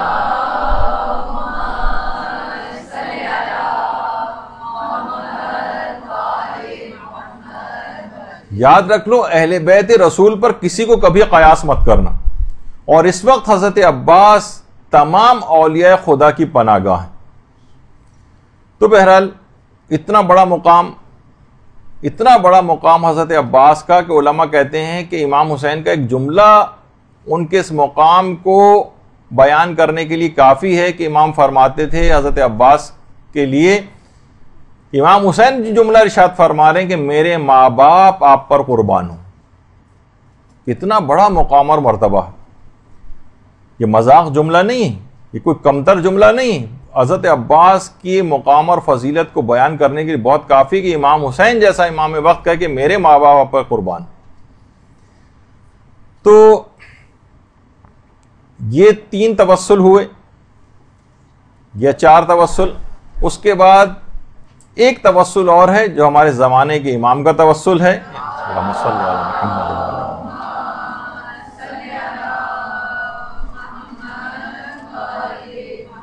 ان کا توسل بھی لازمی ہر دعا کے شروع میں اختیار کیا جائے. آیت اللہ بہجت یہ فرماتے تھے کہ اصلاح نماز پر ہی تمام ظاہر اور باطن کی درستگی کا انحصار ہے. یعنی جتنی آپ کی نماز اچھی ہوگی اتنی ہی آپ کی ظاہری اصلاح بھی آپ کی ہوگی اور باطن کی اصلاح بھی ہوگی. فرماتے ہیں نمازوں کو شروع کرنے سے پہلے حضرت حجت سے توسل اختیار کرو اور پھر نماز شروع کرو. السلام علیکہ یا ابا عبداللہ الحسین تو ابھی آپ نے اس سے پہلے سنا. اس کے بعد ایک سلام امام زمانہ کو بھی کر لیا جائے نمازوں کو شروع ہونے سے پہلے. وہ فرماتے تھے جو کہ زیارت جامعہ کا جملہ ہے نا کہ بما والاتکم تقبل الطاعۃ المفترضہ، کہ آپ کی ولایت ہی تمام واجب عبادتوں کی قبولیت کا آپ کی ولایت کے اوپر انحصار ہے. تو وہ فرماتے تھے کہ ہماری تمام جو واجب عبادتیں بھی وہ بھی ولایت ہی کے ذریعے قبول ہوتی ہیں. تو امام زمانہ سے توسل اختیار کیا جائے اور اس کے بعد پھر نماز شروع کی جائے. اور آیت اللہ کشمیری، آیت اللہ سید عبد الکریم کشمیری یہ فرماتے تھے کہ امام زمانہ سے توسل پیدا کرنے کا بھی ایک طریقہ ہے، جیسے کہ ابھی آپ نے امام حسین کے سلسلے میں سنا. وہ فرماتے تھے ایک تو زیارت آل یاسین، اگر آپ دعاؤں سے پہلے آپ زیارت آل یاسین اگر پڑھ لیں اور اس کے بعد ایک جملہ کہیں المستغاث بک یا ابن الحسن والمستعان بک یا ابن الحسن، یہ جملہ کہیں اور اس کے بعد کہیں یا صاحب الزما ادرکنی یا صاحب الزما اغیثنی. یہ جملہ اگر آپ کہیں تو فوراً حضرت امام زمانہ علیہ السلام سے توسل پیدا ہو جائے گا اور اس کے بعد ان کے حوالے سے جو دعا کرنی چاہیں کریں اس جملے کو کے بعد. اور فرماتے ہیں کہ اگر زیارت آل یاسین بھی اس سے پہلے پڑھ لی جائے تو اس سے بھی ایک توسل پیدا ہو جاتا. اور یہ بھی فرماتے تھے آیت اللہ سید عبد الکریم کشمیری کے روزانہ ایک مومن کو چاہیے، اصولاً ہمارے پاس ٹائم نہیں ہے ہم لوگوں کے پاس امام زمانہ کے لیے، کہتے تھے کہ روزانہ خلوت میں 1 گھنٹہ امام زمانہ سے بات کرے. ان کے لیے ان کی بات کرنے سے مراد یہ ہے کہ ان زیارات پڑھے، ان کے لیے ان کی جو دعائیں ہیں وہ پڑھے، اپنی دعاؤں کے اندر بار بار ان کو وسیلہ قرار دے. 1 گھنٹہ خلوت میں امام زمانہ کے ساتھ ایک مومن. لیکن ہمیں بہت عجیب سا لگتا ہے، ہمارے پاس تو 5 منٹ بھی نہیں ہے امام زمانہ کے لیے، اپنی گفتگو میں ہم امام زمانہ کا تذکرہ نہیں کرتے. تو یہاں تک فرماتے تھے. تو اور بعض علماء تو یہ فرماتے ہیں کہ شب قدر میں اپنی تمام دعاؤں کو اگر انسان بھول جائے اور فقط صرف ایک دعا حضرت حجت کے ظہور کی دعا اگر وہ شخص کر لے تو یہ اس کے تمام مسائل کے حل کے لیے کافی. کوئی اور دعا نہ کرے، نہ اپنے لیے نہ کسی اور کے لیے مثلا، اور فقط حضرت حجت کی دعا کے لیے دعا ان کے ظہور ہو جائے، ان کا ظہور ہو جائے، بار بار اس کی تکرار کرتا رہے تو تمام دنیا کے مسائل کے حل کے لیے اس کی یہ دعا کافی. تو یہی وجہ ہے کہ آیت اللہ عبد الکریم کشمیری یہ بات بھی جملہ ارشاد فرماتے تھے کہ جمعے کے دن عصر کا جو وقت ہے اور ہفتے کی جو شب ہے وہ فرماتے تھے کہ یہ بہت غمگین وقت ہوتا ہے. جمعے کے دن عصر کا وقت اور ہفتے کی شب کا جو وقت ہے وہ فرماتے ہیں بہت غمگین وقت ہے کہ تمام شیعوں کے اعمال ان اوقات میں امام زمانہ کے حضور پیش کیے جاتے ہیں اور ان کے اعمال کو دیکھ کر جو برے اعمال ہوتے ہیں امام افسردہ اور غمگین ہو جاتے ہیں. لہٰذا یہ وقت ہی بہت غمگین ہے. زیادہ تر افراد جو شیعوں کے اندر ہیں وہ اس قسم کے اعمال انجام دیتے ہیں کہ امام اکثر و بیشتر ان کے اعمال کو دیکھ کر غمگین اور رنجیدہ ہوتے ہیں کہ وہ وقت ہی تقریباً غمزدگی کا ہو گیا ہے.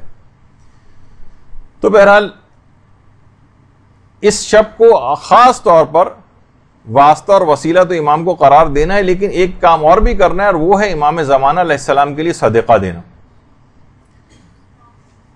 اللہم صلی علی محمد وعلی محمد.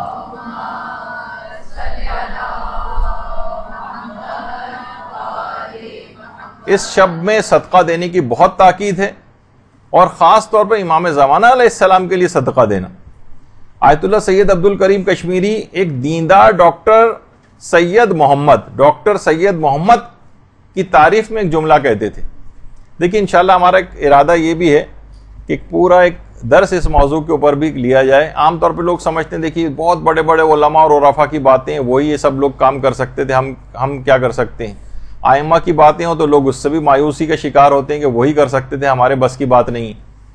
عام افراد نے کون کون سے ایسے کام کیے کہ چھوٹے چھوٹے کاموں کے ذریعے اس کام کو انہوں نے پکڑ لیا اور بڑے بڑے مقامات کو حاصل کیا. آپ کے سامنے ان سب افراد کی مثالیں. ہم آپ میں سے ہی چھوٹے چھوٹے کاموں سے بڑے بڑے مقامات کو انہوں نے حاصل کیا، لیکن کوئی ایک کام اور فریضے کے طور پر انہوں نے پکڑ لیا.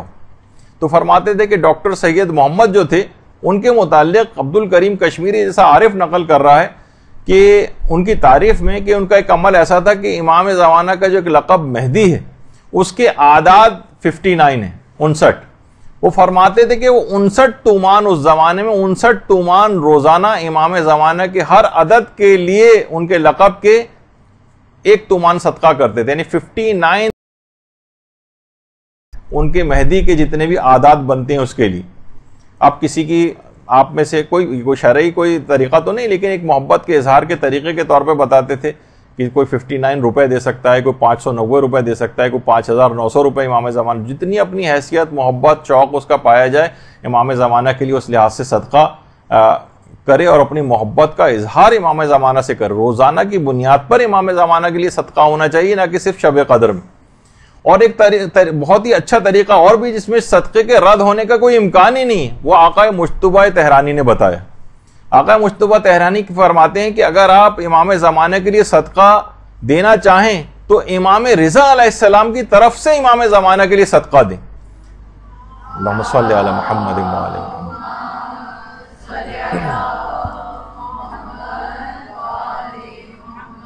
جب ایک معصوم کی طرف سے دوسرے معصوم کے لیے صدقہ دیا جائے گا تو اس کے رد ہونے کا کوئی امکان ہی باقی نہیں رہے گا.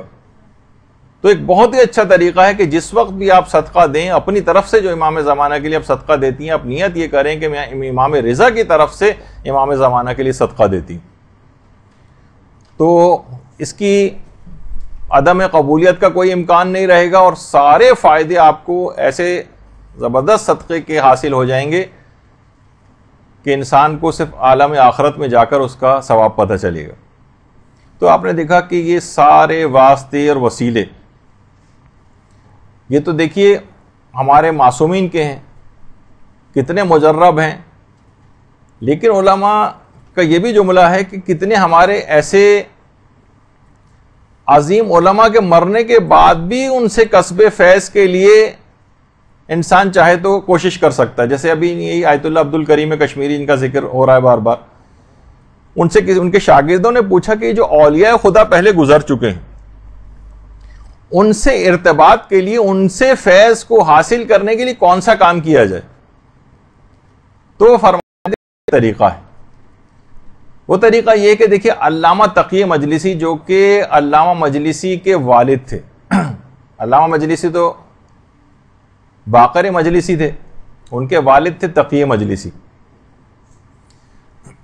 تقی مجلسی وہ فرماتے تھے کہ اگر علامہ مجلسی کے والد کی روح کو ایصال ثواب کی جائے سورہ یاسین تو اس سے تمام جو اولیاء اللہ کی ارواح ہیں ان سے فیض اب بھی حاصل کیا جا سکتا ہے. یعنی سورہ یاسین پڑھ کر علامہ مجلسی کے والد تقی مجلسی کی روح کو ہدیہ کریں تو ان تمام اولیاء خدا جو گزر چکے ہیں ان کی ارواح سے اب بھی فیض حاصل کرنا ممکن ہے. اور باقاعدہ اب آیت اللہ شبیری زنجانی نے تو کہا کہ یہ تو چھوڑیے، یہ تو ارواح سے جو فیض اس معنوں میں بھی کہتے ہیں کہ میں نے تو بارہا تجربہ کیا اس بات کا کہ جب کبھی بھی انسان کبھی ٹریفک میں پھنس جائے، راستہ نہ مل رہا ہو اس کو، اور وہ علامہ مجلسی کی روح کو ایک سورہ فاتحہ پڑھ کر ہدیہ کرے تو فوراً راستے کھلنے لگتے ہیں. اور میں نے ذاتی طور پہ کئی مرتبہ اس کا تجربہ بھی کر کے دیکھا ہے.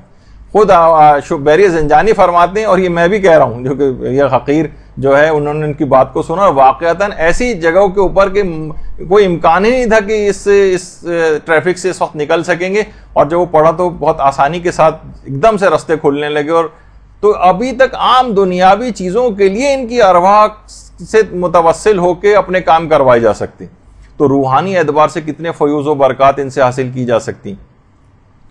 تو اسی وجہ سے بہت زیادہ اس کی تاکید کی گئی ہے کہ علماء کی مجالست انسان اختیار کرے، اور جن افراد کے پاس مواقع ہیں علماء کے پاس جانے کے اس کو غنیمت سمجھیں، اور جن کے پاس مواقع نہیں ہیں جیسے خواتین ہیں وہ ان کے دروس، کیسٹس اور جو کتابیں ہیں علماء کی ان کو پڑھ کر بھی ان سے اس طرح کا ارتباط، ایسی گویا آپ ان کی مجالست کے اندر بیٹھی ہوئی.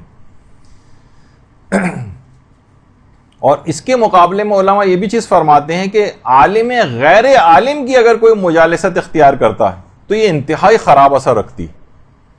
یعنی اگر کوئی عالم ہو لیکن غیر عامل ہو، یعنی بے عمل عالم دین، تو اتنا ہی زیادہ آپ کے لیے نقصان دہ ہے. اچھا دیکھیے، دعائیں بھی ہوں گی اس شب قدر کے اندر، لیکن اس کا آغاز نماز مغربین جس وقت پڑھی جانے والی ہوگی اس کے وضو ہی سے تمام مستحب دعائیں وہ آپ کو کرنی کہ پوری رات مستحبات اس میں کوئی بھی ترک نہ کریں. حتیٰ کہ وضو کی جو مستحب دعائیں ہیں امام خمینی یہ کرتے تھے کہ پہلے سے ابھی مغرب کا وقت بھی نہیں آیا ہوتا تھا اور اس کی تیاری کرنا شروع کر دیتے تھے. وضو کے وقت تمام جتنے بھی مستحبات ہیں وضو کے ان کو آپ انجام دیں، اور اس کے بعد پھر ظاہر ہے کہ نماز مغربین کی تیاری کرنی ہے. افطار سے پہلے آپ نماز مغربین پڑھنی ہے آپ نے یا افطار کے بعد پڑھنی ہے، آپ کو خود فیصلہ کرنا پڑے گا. افطار کی جتنی بھی دعائیں ہیں کوشش کریں افطار کی جتنی دعائیں ہیں شب قدر میں خاص طور پر ساری دعائیں، صرف اللہم لک صمت والی دعا نہیں بلکہ جتنی بھی افطار کی اور دعائیں ہیں وہ سب بھی تھوڑا سا 5 منٹ افطار تاخیر کر دیجئے، لیکن افطار کی ساری مستحب دعاؤں کو پڑھیں. یہ موقع پھر کبھی ہاتھ نہیں آئے گا. شب قدر سال میں صرف فقط ایک رات ہی کوئی شب قدر. پھر اس کے بعد اول وقتی میں نماز مغربین کو آپ پڑھ لیں، کیونکہ اول وقت میں پڑھنے کا بھی جو ثواب اور فائدے ہیں وہ الگ ہیں، اور شب قدر میں تو اور زیادہ فائدے ہوں گے. لوگ بالکل ہیوی قسم کی افطار کر کے انٹا غفیل ہو کے پڑ جاتے ہیں، بستر کے اوپر لیٹ جاتے ہیں، پھر وہ 9, 10, 11 بجے قریب جا کر نمازیں وغیرہ کی طرف متوجہ ہوتے ہیں. نہیں، اس رات محنت کرنے کی رات ہے، اس میں یہ آرام کو ایک طرف رکھ دیجئے. پورے سال آرام کے لیے راتیں پڑی ہوئی ہیں لیکن شب قدر آرام کی رات نہیں.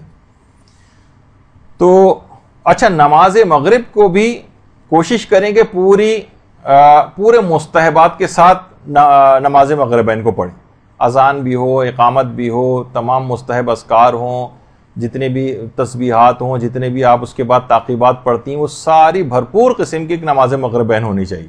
یعنی جس رات کو واقعی شب سیر و سلوک و عرفان قرار دینا ہے تو تمام مستحبات اس رات کو انجام دیے جائیں. اتنی اہمیت ہے ان مستحبات کی کہ آیت اللہ فہری جو ہے وہ نقل کرتے ہیں، جو کہ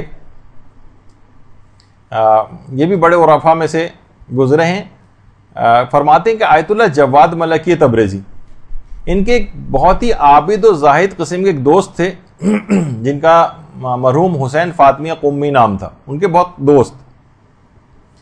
تو وہ فرماتے کہ میں جمکران گیا ہوا تھا اور بہت تھکا ہوا وہاں سے واپس آیا تو مجھے اطلاع ملی کہ آیت اللہ جواد ملکی تبریزی کی حالت بہت خراب ہے. میں سیدھا ان کے گھر گیا، اگرچہ میں بہت تھکا ہوا تھا لیکن پھر بھی سیدھا ان کے گھر گیا. دیکھا کہ اپنے بستر کے اوپر لیٹے ہوئے ہیں، طبیعت بہت زیادہ خراب ہے، لیکن میں نے دیکھا کہ انہوں نے خضاب لگایا ہوا ہے، بستر بیماری پر ہی لیٹے لیٹے ظہر اور عصر کی نماز کو پڑھنے کے لیے آمادہ ہیں. اور اتنی شدید بیماری کے باوجود وہ تمام مستحبات کے اوپر عمل کر رہے ہیں ظہر و عصر کی نماز پڑھنے کے لیے. انہوں نے بہت مشکل کے ساتھ، ان کے حلق سے منہ سے آواز بھی نہیں نکل رہی تھی، لیکن انہوں نے اذان بھی دی، اقامت بھی کہی، اور بستر پہ لیٹے لیٹے اس کے بعد تکبیرات افتتاحیہ پڑھی. دیکھیے مستحبات کی اتنی زیادہ اہمیت ہے. تکبیرات افتتاحیہ جو ہے وہ پڑھی، اور اس کے بعد وہ فرماتے ہیں کہ ابھی تکبیرۃ الاحرام کہہ ہی رہے تھے کہ جواد ملکی تبریزی کی روح مقدس بدن اقدس سے عالم قدس کی طرف پرواز کر گئی.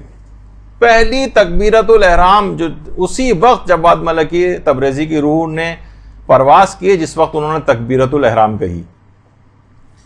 تو آپ نے دیکھا کہ کوشش کرے کہ انسان تمام مستحبات کے ساتھ اس رات کو نماز پڑھے، کہ آخری اس کا لازمہ بنے گا کہ تمام مستحبات کو انسان مرتے وقت بھی اس کو یہ نیکیاں کرنے کی توفیق اس کو حاصل رہے گی، بشرطے کہ وہ عام زندگی کے اندر بھی اس سلسلے کو جاری رکھے، مستحبات وغیرہ کی پابندی کرے، اور خاص طور پہ اس شب کے اندر تو علی الخصوص. آیت اللہ شیخ حسن علی نخودکی اصفہانی، ان کا بھی کتنی دفعہ تذکر آ چکا ہے کہ اتنی عبادتیں، اتنے علم، اتنے مجاہدے، اتنی ریاضات، اتنی زیارات، حتیٰ کہ ان کے متعلق کہا جاتا ہے کہ اعتکاف کے اندر بہت زیادہ بیٹھا کرتے تھے، مراقبے بھی بہت زیادہ کیا کرتے تھے، اور بہت بڑے ایک روحانی علمی مقام انہوں نے حاصل کیا تھا. یہ خود فرماتے ہیں کہ ان تمام ریاضتوں کے باوجود میں نے یہ روحانی مقام، یہ جو روحانیت حاصل کی ہے، اس کی دو وجوہات، ایک وجہ تو ابھی آگے چل کر آئے گی لیکن ایک وجہ بھی بتاتا ہوں. وہ یہ فرماتے تھے کہ اس کی ایک بہت بڑی وجہ ہے اخلاص نیت سے سادات کرام اور ذریت حضرت زہرا کی خدمت. میں نے اس سے مقام کو حاصل کیا ہے. آیت اللہ شیخ حسن علی نخودکی اصفہانی امام خمینی کے بھی عرفانیات کے اساتذہ کے اندر سے، وہ فرماتے ہیں کہ یہ جو میں نے مقام حاصل کیا ہے یہ اخلاص نیت سے سادات کرام کی خدمت کے ذریعے حاصل کیا ہے. یہ رات اس لحاظ سے حضرت زہرا کی رات بھی ہے، حقیقت شب قدر تو حضرت زہرا ہی ہیں، تو ان کی اولاد کی خدمت کا اس رات کوئی عنوان ہو جائے. سادات کی مالی مدد، کتنے افراد ایسے ہیں کہ جو کہ اس رات کے لیے کوشش کر کے رکھتے ہیں کہ اسی رات ہی سادات کرام تک ان کی مالی مدد ہو جائے. اسی رات میں خاص طور پر عام زندگی میں بھی اس کو فراموش نہیں کرنا ہے کہ صرف ایک رات ہی کے اندر 150 روپے کسی سادات کو یا آٹے کی تھیلی پکڑا کے سوچیں کہ بس اب ہم نے ضروریت حضرت زہرا کا حق ادا کر دیا. اور صرف مالیات کی حد تک یہ معاملہ نہیں، ان کی علمی مدد کرنا، ان کو یہ تمام امر بالمعروف و نہی عن المنکر کرنا، ان کو یہ تمام چیزیں سہولیات پہنچانا، ان کی آخرت کی بھی تو انسان فکر کرے. سادات کرام کی آخرت سے مرادی کہ بدعمالیوں کے اندر اگر گھرے ہوئے ہیں تو ان کو اس سے نکالنے کی صحیح اور کوشش کرنا کہ کسی بھی قسم کے عذاب کا شکار جو ہے وہ مرنے کے بعد نہ ہو. تو تمام اس امداد کے اندر جو خدمت ہے، جب یہ نہیں کہا کہ صرف میں مالی خدمت کرتا تھا بلکہ کہا تھا ذریت حضرت زہرا کی اخلاص کے ساتھ خدمت میں نے کی، اس کے اندر یہ تمام چیزیں بھی شامل ہو جاتی ہیں. اور فرماتے ہیں کہ اگر میں یہ اخلاص کے ساتھ یہ خدمت نہ کرتا تو شاید میرے تمام اعمال بے جان اور بے روح رہ جاتے اور میں اس مقام کو کبھی حاصل نہیں کر سکتا. اب علماء یہ فرماتے ہیں کہ کتنے افسوس کی بات ہے کہ سادات کرام اپنے اس مقام اور مرتبے کو نہیں پہچانتے، کہ لوگ فقط ان کی خدمت کر کے اتنے بڑے مقام کو حاصل کر رہے ہیں، اور وہ اپنے بدعمالیوں سے کس طرف جا رہے ہیں. میں سب سادات کی بات نہیں کر رہا، لیکن اسی معاشرے کے اندر رہتے ہیں اور بہت ساری باتیں جو ہے وہ نگاہوں کے سامنے آتی ہیں، تو لوگ ان کی خدمت سے اتنے بڑے مقام حاصل کر رہے ہیں، ان سادات کو نہیں پتا کہ ہمارا کتنا مقام اور مرتبہ ہے. اور اس حد تک کہ شیخ حسن علی نخودکی اس مستحبات وغیرہ کی اس حد تک پابندی کے حوالے سے میں ذکر کر رہا تھا کہ ان کے خود ایک حسن علی نخودکی کے ایک طبیب تھے، ڈاکٹر شیخ حسن علی خان عاملی، یعنی خود ڈاکٹر تھے، ان کے انڈر ٹریٹمنٹ رہتے تھے وہ. تو ان کو خاص طور پر بلا کر شیخ حسن علی نخودکی نے یہ وصیت کی تھی کہ حالت احتضار میں تم میرے یہ سارے اعمال کروانا، یعنی جب میرا احتضار کی حالت آ جائے تو یہ سارے مستحبات اس کو انجام دینا، مجھے قبلہ رخ کرنا جو کہ واجبات میں سے ہے، تمام جتنے بھی آداب میت ہیں یہ سارے تم میرے انجام دلوانا. اور ایک عالم تھے سید مرتضی روئنتن کے نام سے، ان سے کہا تھا کہ تم ہفتے کی صبح کو میرے پاس آنا اور میرے مرنے کے بعد میرے سرہانے بیٹھ کر 1 گھنٹہ تلاوت قرآن کرنا.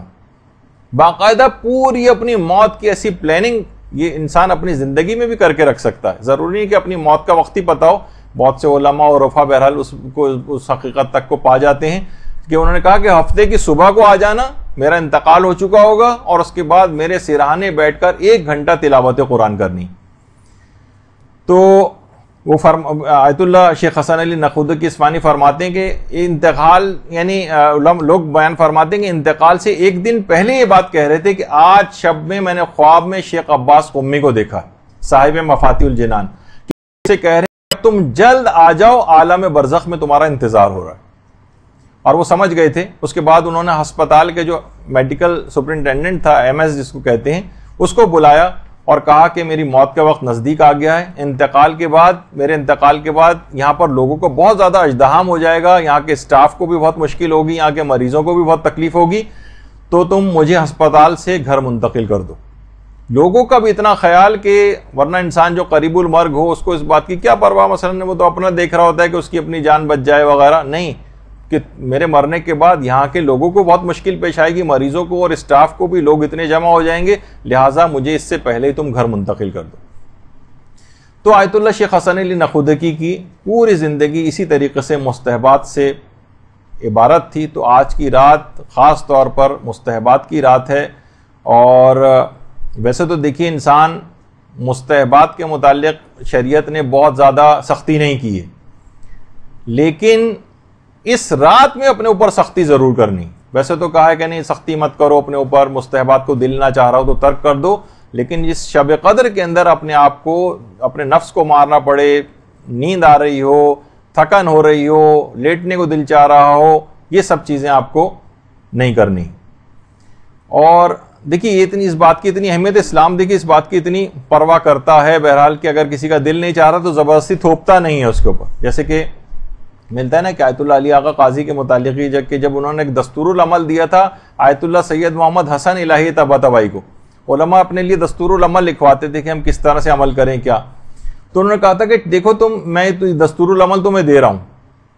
یہ پھر اس کے بعد جب وہ بزرگی کی طرف چلے گئے تھے آیت اللہ حسن الہی طباطبائی, ان کی تصویر, تو کہا کہ دیکھو تم یہ اس پر خود بھی عمل کر سکتے ہو اور دوسروں کو بھی یہ دستور العمل دے سکتے ہو, کوئی مذائقہ نہیں, لیکن اس بات کا خیال رکھنا کہ جس کسی کو بھی یہ دو, جب تک طلب صادق نہ دیکھو اس وقت تک یہ دستور العمل کسی کو نہ دینا.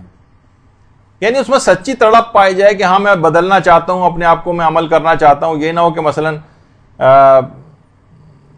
غلط مقاصد کے لیے دستور العمل مانگا جا رہا ہو کہ میں یہ چیزیں کچھ کرامتیں حاصل کر لوں, تو مثلا دنیا کو کمانے کا اس کا خیال ہو, یا اس کا دل نہیں چاہ رہا ہو, زبردستی آپ لوگوں کو دستور العمل بیان کر رہے ہوں. فرماتے تھے کہ نہیں یہ نہ کیا جائے. جس طرح کاجات دیکھتے ہیں نا کہ مجالس کے اندر فری کتابیں بھی تبرک کے طور پر ڈسٹریبیوٹ کی جاتی ہیں کوئی چیزیں, تو لوگ اکثر جیسے دعاؤں کی, تو اکثر لوگ اتنی غیر اہم اس کو سمجھتے ہیں, طلب صادق نہیں پائی جاتی, زبردستی پکڑائی جا رہی ہے ان کو.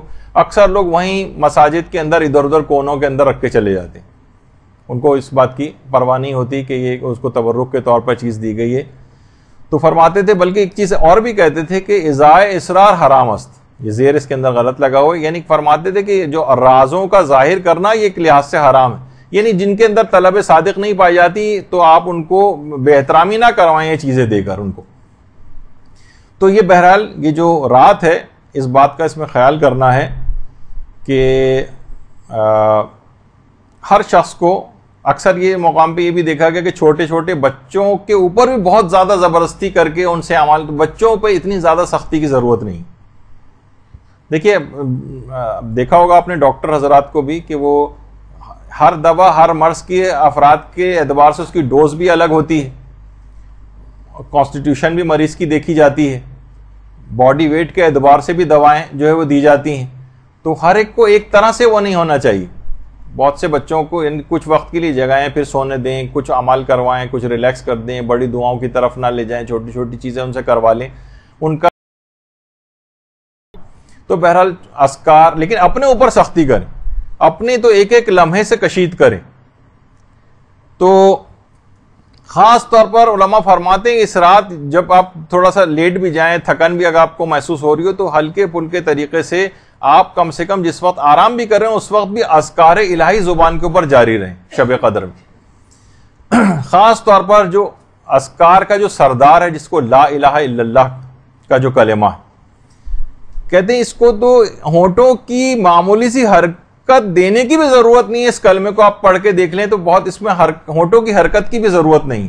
یعنی مرتا ہوا شخص کے لیے بھی سہولت پروردگار نے رکھی ہے کہ جو مرتا ہوا شخص ہونٹوں کو حرکت دینے کے بھی قابل نہیں ہوتا ہے، تاکہ اس کے لیے بھی اس کلمے کو انتہائی آسان بنا دیا جائے کہ جو حرکت بھی ہونٹوں کو نہیں دے سکتا وہ بھی مرتے وقت کم سے کم اس کلمے کو ادا کر دے. تو پوری کوشش کرنی ہے کہ اس پوری رات آپ کو جاگنا ہے، پوری رات جاگنا ہے. 1 منٹ کو بھی اس کے اندر کوشش کریں کہ آپ نہ سوئیں. اور جب یہ رات پوری جاگ کر آپ گزار لی آپ نے، تو آیت اللہ شاہ آبادی یہ فرماتے تھے کہ اگر کسی شخص کو شب قدر پوری رات جاگنے کی توفیق نصیب ہو جائے تو اسے چاہیے کہ حضرت زہرا پر درود بھیجے.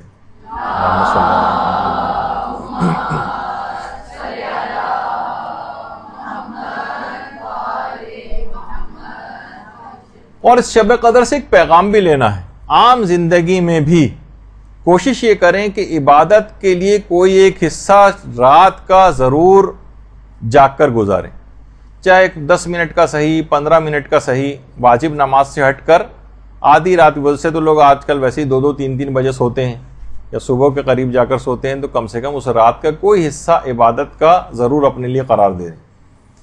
عرفاء یہ فرماتے ہیں کہ جو سحر خیزی ہے، اس سے پہلے بھی میں کئی دفعہ ذکر کر چکا ہوں، سحر خیزی کے معنی یہ نہیں کہ جس وقت سورج وغیرہ نکل جائے یا سورج نکلنے سے پہلے کا ٹائم، وہ تو بین الطلوعین کہلاتا ہے، وہ بھی بہت افضل وقت ہے. لیکن سحر خیزی اصلاً علماء کہتے ہیں کہ تقریباً نماز فجر سے 2 گھنٹے یا 3 گھنٹے کا سے پہلے کا وقت ہے. یہ بہت ہی سیر و سلوک اور عرفان کے لحاظ سے جو بڑے مقامات کو حاصل کرنا چاہتے ہیں وہ اس موقع پر اٹھ کر سحر خیزی کرتے ہوئے اور عبادت خدا کو اگر انجام دیں تو وہ بہت ہی زیادہ فائدہ مند ہے. حتیٰ کہ علماء فرماتے ہیں سحر خیزی بین الطلوعین سے بھی افضل ہے. بین الطلوعین یعنی صبح صادق سے لے کر جب سورج نکلتا ہے اس کے درمیان کا جو ٹائم ہوتا ہے، یہ بہت اپنے عرفان کو اور اپنے مقامات روحانی کو بلند کرنے کے لیے اس موقع سے بہت زیادہ استفادہ کیا جاتا ہے. لیکن فرماتے ہیں سحر خیزی بین الطلوعین سے بھی افضل ہے کہ جو اس سے پہلے ہوتی. لیکن افسوس اس بات کا ہے کہ وہ فسق و فجور، ٹی وی دیکھتے ہوئے سارے وہ جو ہے اس ٹائم کو بھی گزارا جاتا ہے. اچھا، اس پوری رات میں خاص طور پر ایک نقطہ ہرگز فراموش نہ کریں. یہ بہت آپ کو اس رات میں خصوصیت کے ساتھ ایک تاکید ہے کہ اس پوری رات میں ایک بھی گناہ نہیں ہونا چاہیے، ایک بھی. اتنی اپنی مواظبت آپ کو کرنی ہے، اتنا اپنے آپ کو کنٹرول کرنا ہے، اتنا اپنے آپ کو بیلنس کر کے چلنا ہے کہ ایک بھی ایک غیبت کان سے نہ ٹکرائے. کوشش کریں کہ جس طرح لوگ گھروں میں گل مل کے ایک ساتھ بیٹھ جاتے ہیں اور باتیں شروع ہو جاتی ہیں، اس جگہ پہ تو ہرگز نہ جائیں.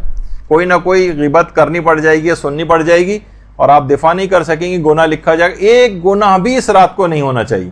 اس لحاظ سے آپ سوچ سکتی ہیں کہ ٹی وی وغیرہ اس میں کتنا خطرناک ہو سکتا ہے. ایک حرام نگاہ، کوئی ایک حرام کلمہ، کوئی ایسی چیز، کوئی ایسا نامناسب منظر اس کے اندر اگر آپ نے آنکھوں سے گزر گیا آپ کی اور اس میں آپ نے توجہ دے دی تو پوری رات کی عبادت ضائع ہو سکتی. یہاں تو رمضانوں کے اندر یہ حال ہو گیا کہ باقاعدہ سینماؤں کے اوپر یہ چیز لکھی گئی، جشن عید میلاد النبی خوشی میں 4 شوز ہوں گے مثلا، پہلے سے بھی زیادہ خوشی کے اندر ہونے لگا. تو بہرحال یہ تو معاشرے کی یہ صورتحال ہو گئی. اور خود شہزادی فاطمہ الزہرا سلام اللہ علیہ فرماتی ہیں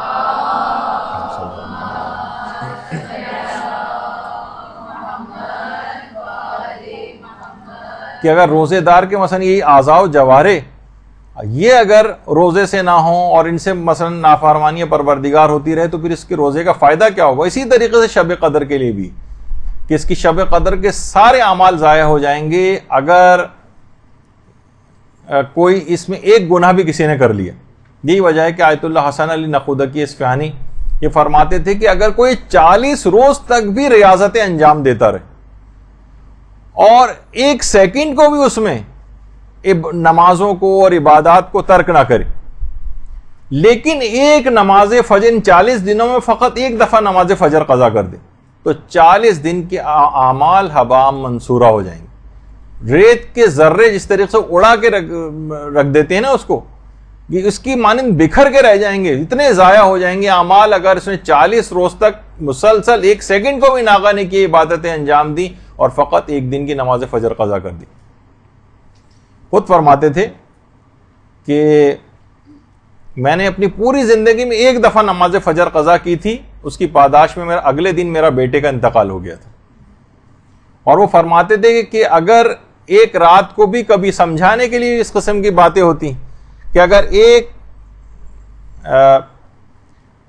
رات بھی میں نماز شب کو قضا کر دوں تو اگلے دن انتظار کرتا ہوں مصیبتوں کے آنے کا، کہ جو میں نے کل نماز شب قضا کی ہے آج اب دیکھیں کون سی مصیبت آتی ہے، اب دیکھیں کون سی مصیبت آتی.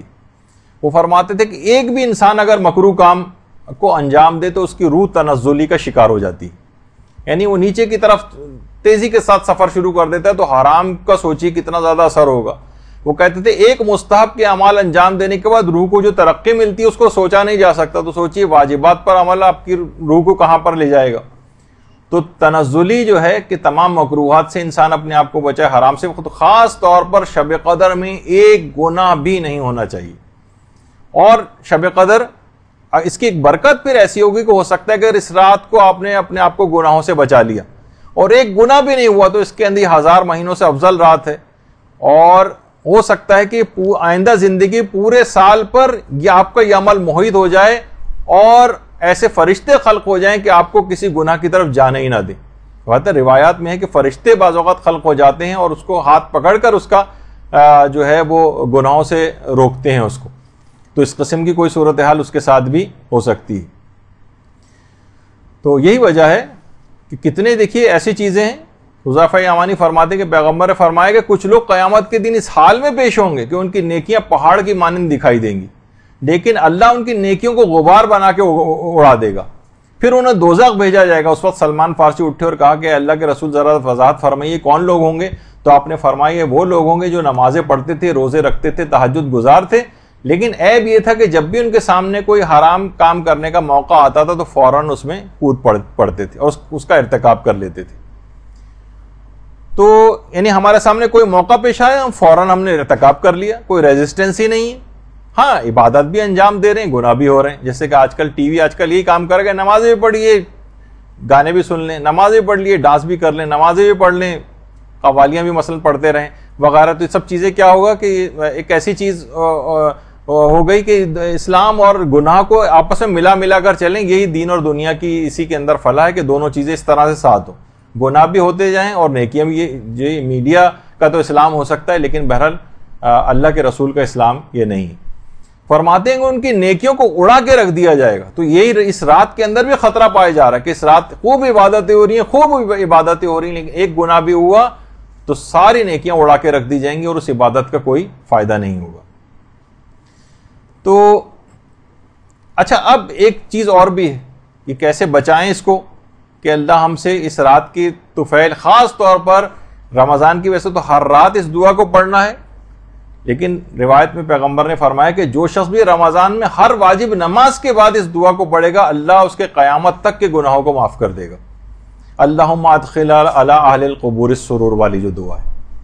تو یہ بھی اس شب قدر کے اندر خاص طور پر تاکہ آئندہ کے لیے بھی گناہوں سے حفاظت ہو جائے. شب قدر میں صرف خالی گناہ سے اپنے آپ کو نہیں بچانے کے اگلے دن سے پھر شروع کر دیں گے، نہیں، آئندہ زندگی میں بھی گناہوں سے مکمل حفاظت ہو جائے گی. تو دعاؤں کا سہارا ہے اس کے لیے. اور گناہوں سے حفاظت توفیق کے لیے ایک کام آیت اللہ تقی بہجت نے بتایا، وہ بھی انجام دیں کہ مکہ، مدینہ، نجف، کربلا، سامرہ، کاظمین، مشہد، قم میں مدفون ہستیوں کو ایک سورہ الحمد اور ایک اور کوئی سورہ ہدیہ کیے جائے تو اس عمل سے گناہوں سے حفاظت اور توبہ کی توفیق نصیب ہو جاتی. درود بھیجیے محمد علیہ وسلم.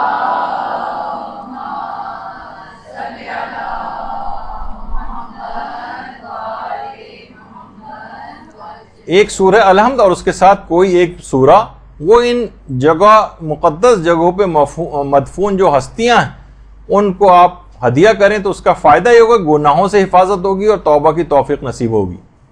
بہترین عمل ہے اس رات کو کرنے کے حوالے سے تاکہ آئندہ زندگی میں بھی اپنے آپ کو گناہوں سے بچایا جا سکے. اور فقط اس رات کی حد تک محدود نہ ہوا جائے کہ اس رات کو کوئی گناہ نہ ہو بلکہ آئندہ زندگی میں بھی نہ ہو۔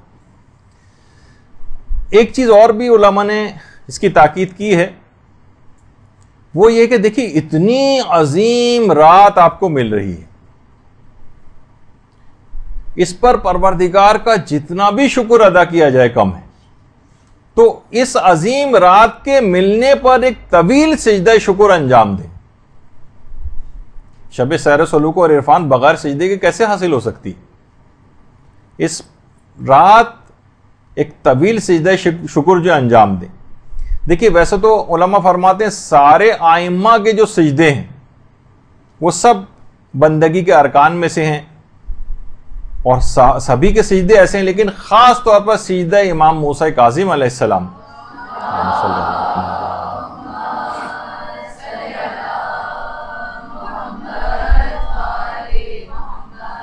ایک طویل سجدہ انجام دے جس کے اندر اس دعا کو پڑھے، عظم الذنب من عبدک فلیحسن العفو من عندک، کہ تیرے اس بندے کے گناہ بہت عظیم ہیں پروردگار، بہت بڑے بڑے گناہ ہیں، لیکن تو اس بندے کو بخش دے، اور تیری بخشش کتنی حسین ہے۔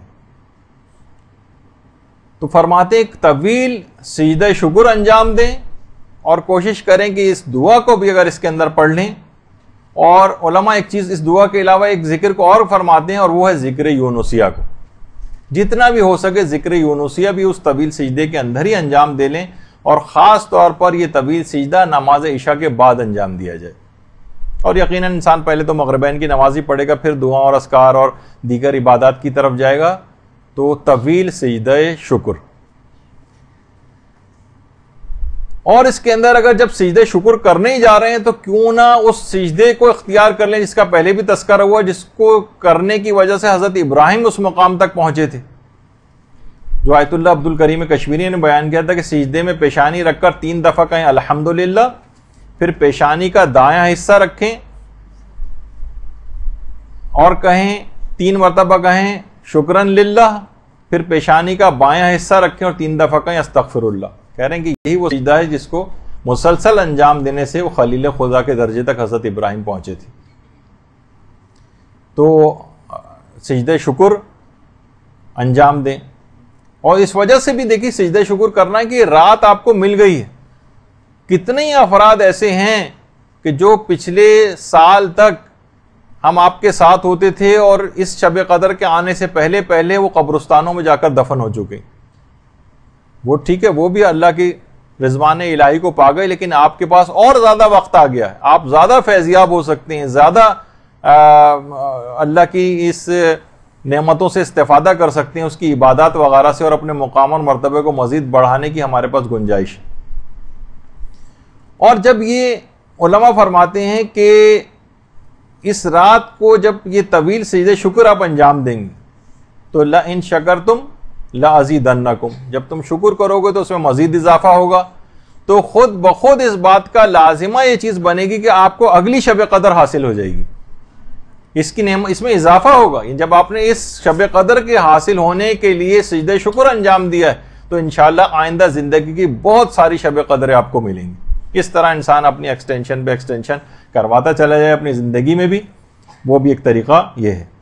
تو ملا حسین قلی حمدانی جن کا بھی تذکرہ آ رہا تھا، تو ان کے انتقال کے بعد ان کے گھر والوں نے بھی، لوگوں نے آ کر ان کے گھر والوں سے دریافت کیا کہ زیادہ تر اوقات میں اکثر لوگوں کو ہوتا ہے نا کہ ذرا پوچھیں گے کیا کرتے تھے گھر میں، یعنی اتنے بڑے مقام اور مرتبے کو حاصل کیا، تو ان کے گھر والوں نے کہا کہ زیادہ تر ہم شیخ حسین قلی حمدانی کو ہم سجدے کی حالت ہی میں پاتے تھے، اتنے زیادہ سجدے کرتے تھے، تو کم سے کم اس میں ایک طویل سجدہ ہی انجام دے لیا جائے۔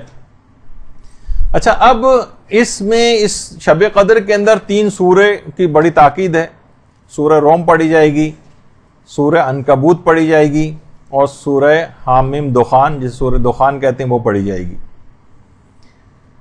یہ مکمل ادب اور احترام کے ساتھ پڑھنا ہے، بہت خشوع و خضوع کے ساتھ پڑھنا ہے۔ ویسے تو آپ دیکھیں قرآن میں اس بات کی اجازت ہے کہ آپ لیٹ کے بھی پڑھ سکتے ہیں، اگرچہ آداب کے خلاف ہے، لیکن بہرحال ہم زیادہ اس لحاظ سے اس کو وہ کرنا کہ پورے اتنے اہتمام کے ساتھ ہر دفعہ انسان تلاوت قرآن کرنے کو کہا جائے تو ایسا نہ ہو کہ تلاوت قرآن ہی گھبرا کر چھوڑ دے. تو جس طرح سے بھی ہو تلاوت قرآن کر لو, چلتے پھرتے کر لو, لیٹے لیٹے کر لو, کرتے رہو. لیکن اس رات کو جب یہ سورہ آپ پڑھیں اور جو تلاوت قرآن کریں, علماء فرماتے ہیں کہ یہ خاص طور پر آداب کی رعایت کرتے ہوئے پڑھیں تاکہ مکمل فائدے آپ کو اس میں حاصل ہوں.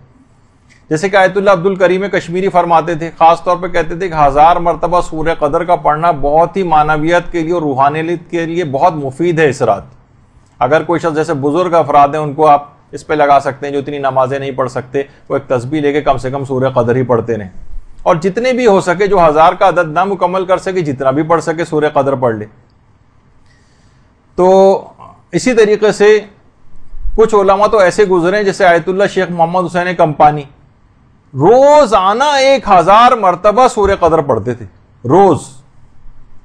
جب بھی تو دیکھیے بڑے بڑے مقامات کو حاصل کیا. تو اب کسی نے شیخ عبد الکریم کشمیری سے پوچھا, نہیں سید عبد الکریم کشمیری سے, کہ آپ نے بتایا تھا کہ 1000 مرتبہ سورہ قدر پڑھی جائے, تو میں نے 1000 دفعہ سورہ قدر پڑھی ہے لیکن میں نے دیکھا کوئی اثر ہی مرتب نہیں ہوا, اب میں کیا کروں؟ کہ کیا تم نے آداب کا خیال کیا تھا یہ چلتے پھرتے سورہ قدر پڑھی تھی 1000 مرتبہ؟ کہا کہ نہیں, چلتے پھرتے اٹھتے بیٹھتے جا رہے ہیں اس طرح سے پڑھی تھی. کہا جبھی اثر مرتب نہیں ہوا. شب قدر میں خاص طور پر آپ پورے آداب کی رعایت کے ساتھ قبلہ رخ بیٹھیں, تلاوت قرآن کرتے وقت یہ 3 سورے بھی خاص طور پر پڑھیں گی, یہ مکمل ادب اور احترام کے ساتھ پڑھیں گی تو فائدے اور زیادہ ملیں گے. جیسے خود ایک دفعہ شیخ سید عبد الکریم کشمیری کے پاس ایک عالم آئے اور اپنی بیوی کے سلسلے میں بڑی شکایت کی کہ اس نے دیکھیں علماء کی بیویاں بھی اس قسم کی آ جاتی ہیں اور بہت سی عورتوں کے شوہر بھی بہت خراب ان کو مل جاتے ہیں, کہ اتنا زیادہ مجھے پریشان کر کے رکھا ہوا ہے کہ اپنی پریشانی کی شکایت لے کر عبد الکریم کشمیری کے پاس آئے کہ مجھے حل بتائیے کہ میں کیا کروں. دیکھیے کسی شخص نے ایک دفعہ وہ کہا تھا نا کہ بوتل کا جن کسی کو مل گیا تھا اور اس نے بوتل کے جن سے فرمائش کی کہ کچھ ایسا کرو کہ ہر عورت اپنے شوہر کا احترام کرنے لگے اور بہت اچھے طریقے سے پیش آئے.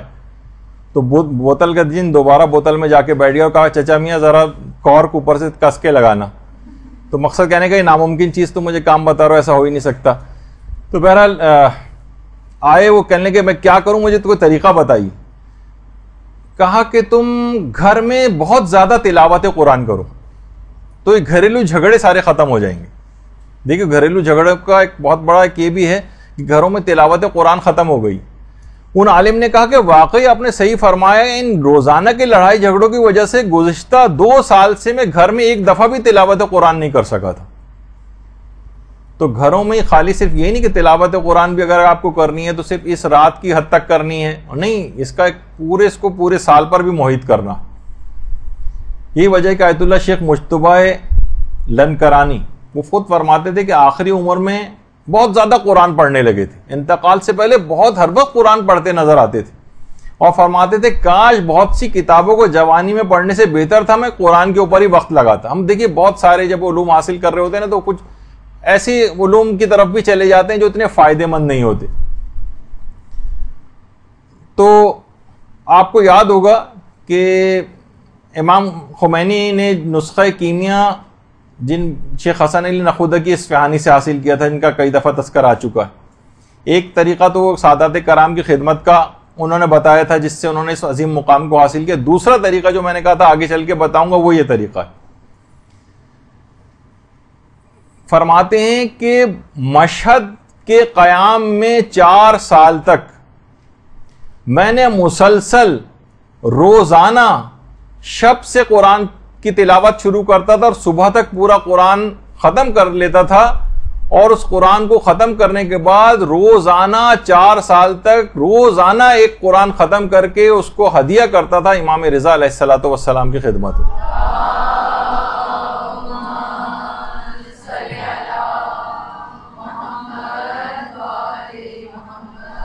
روزانہ ایک قرآن ختم کر کے سوچ سکتے ہیں آپ کہ کتنا زیادہ مشکل کام ہے. رات میں قرآن شروع کرتے تھے، صبح تک ختم کرتے تھے اور اس کو خدمت امام رضا میں ہدیہ کرتے تھے، اور اس عمل کو مسلسل 4 سال تک انجام دیا ہے، یعنی 1440 قرآن، یعنی تقریباً 1500 قرآن تو امام رضا کی خدمت میں ثواب کے طور پر، ہدیہ کے طور پر پیش کی۔ دیکھیے ایسے تو مقامات حاصل نہیں ہو جاتے نا، محنت ہم یہاں شب قدر میں محنت کرنے کو تیار نہیں ہیں، اور راہیں ڈھونڈ رہے ہوتے ہیں کہ یہ 10 دفعہ پڑھنے کے بجائے 1 دفعہ ہی پڑھ لیں، اور لان جو ہے 100 دفعہ کے بجائے 1 دفعہ ہی پڑھ لیں، ہر وقت شارٹ کٹس کی تلاش کے اندر رہتے ہیں، تو بہرحال پھر وہ جبھی کسی مقام کو حاصل بھی نہیں کر پاتے۔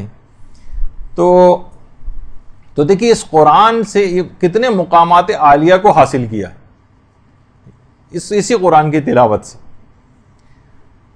تو اس قرآن کو کوشش کریں کہ اپنے اندر بھی اتاریں، یہی وجہ ہے کہ آیت اللہ حسن زادہ عاملی فرماتے تھے قرآن شب قدر میں نازل ہوا، شب قدر میں قرآن دل میں اتارو گے تو تمہاری ذات کا حصہ بن جائے گا، اگر فقط سر پر رکھو گے تو 5 منٹ بعد یہ الگ ہو جائے گا، تم الگ ہو جاؤ گے۔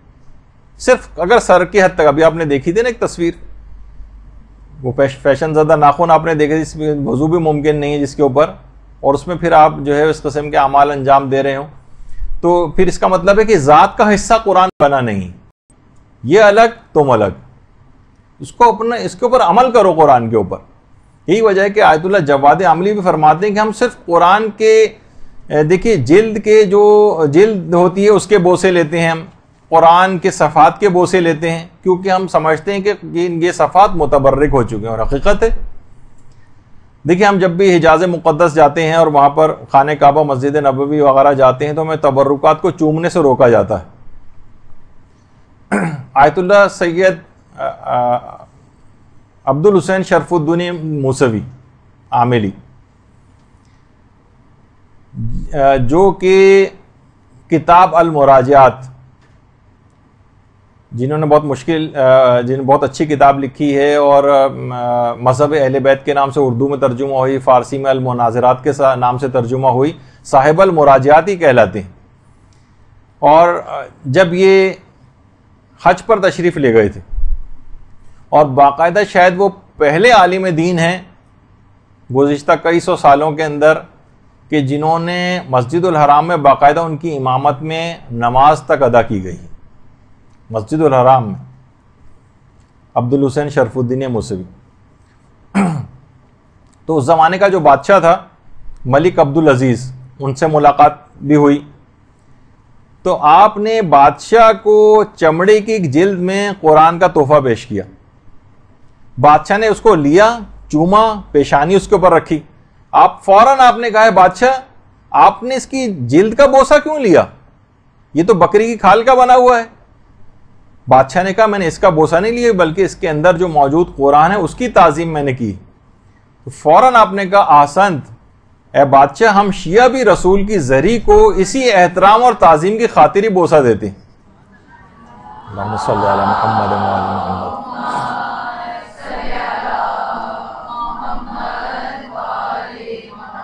ہم فقط اس دھات کی بنی ہوئی چیز کو اہمیت نہیں دے رہے ہوتے بلکہ اس کا جو مظروف ہے، جو اس کے اندر موجود پیغمبر اسلام ہے، ان کی عظمت کے تحت ہم اس کو بوسہ دے رہے ہوتے ہیں۔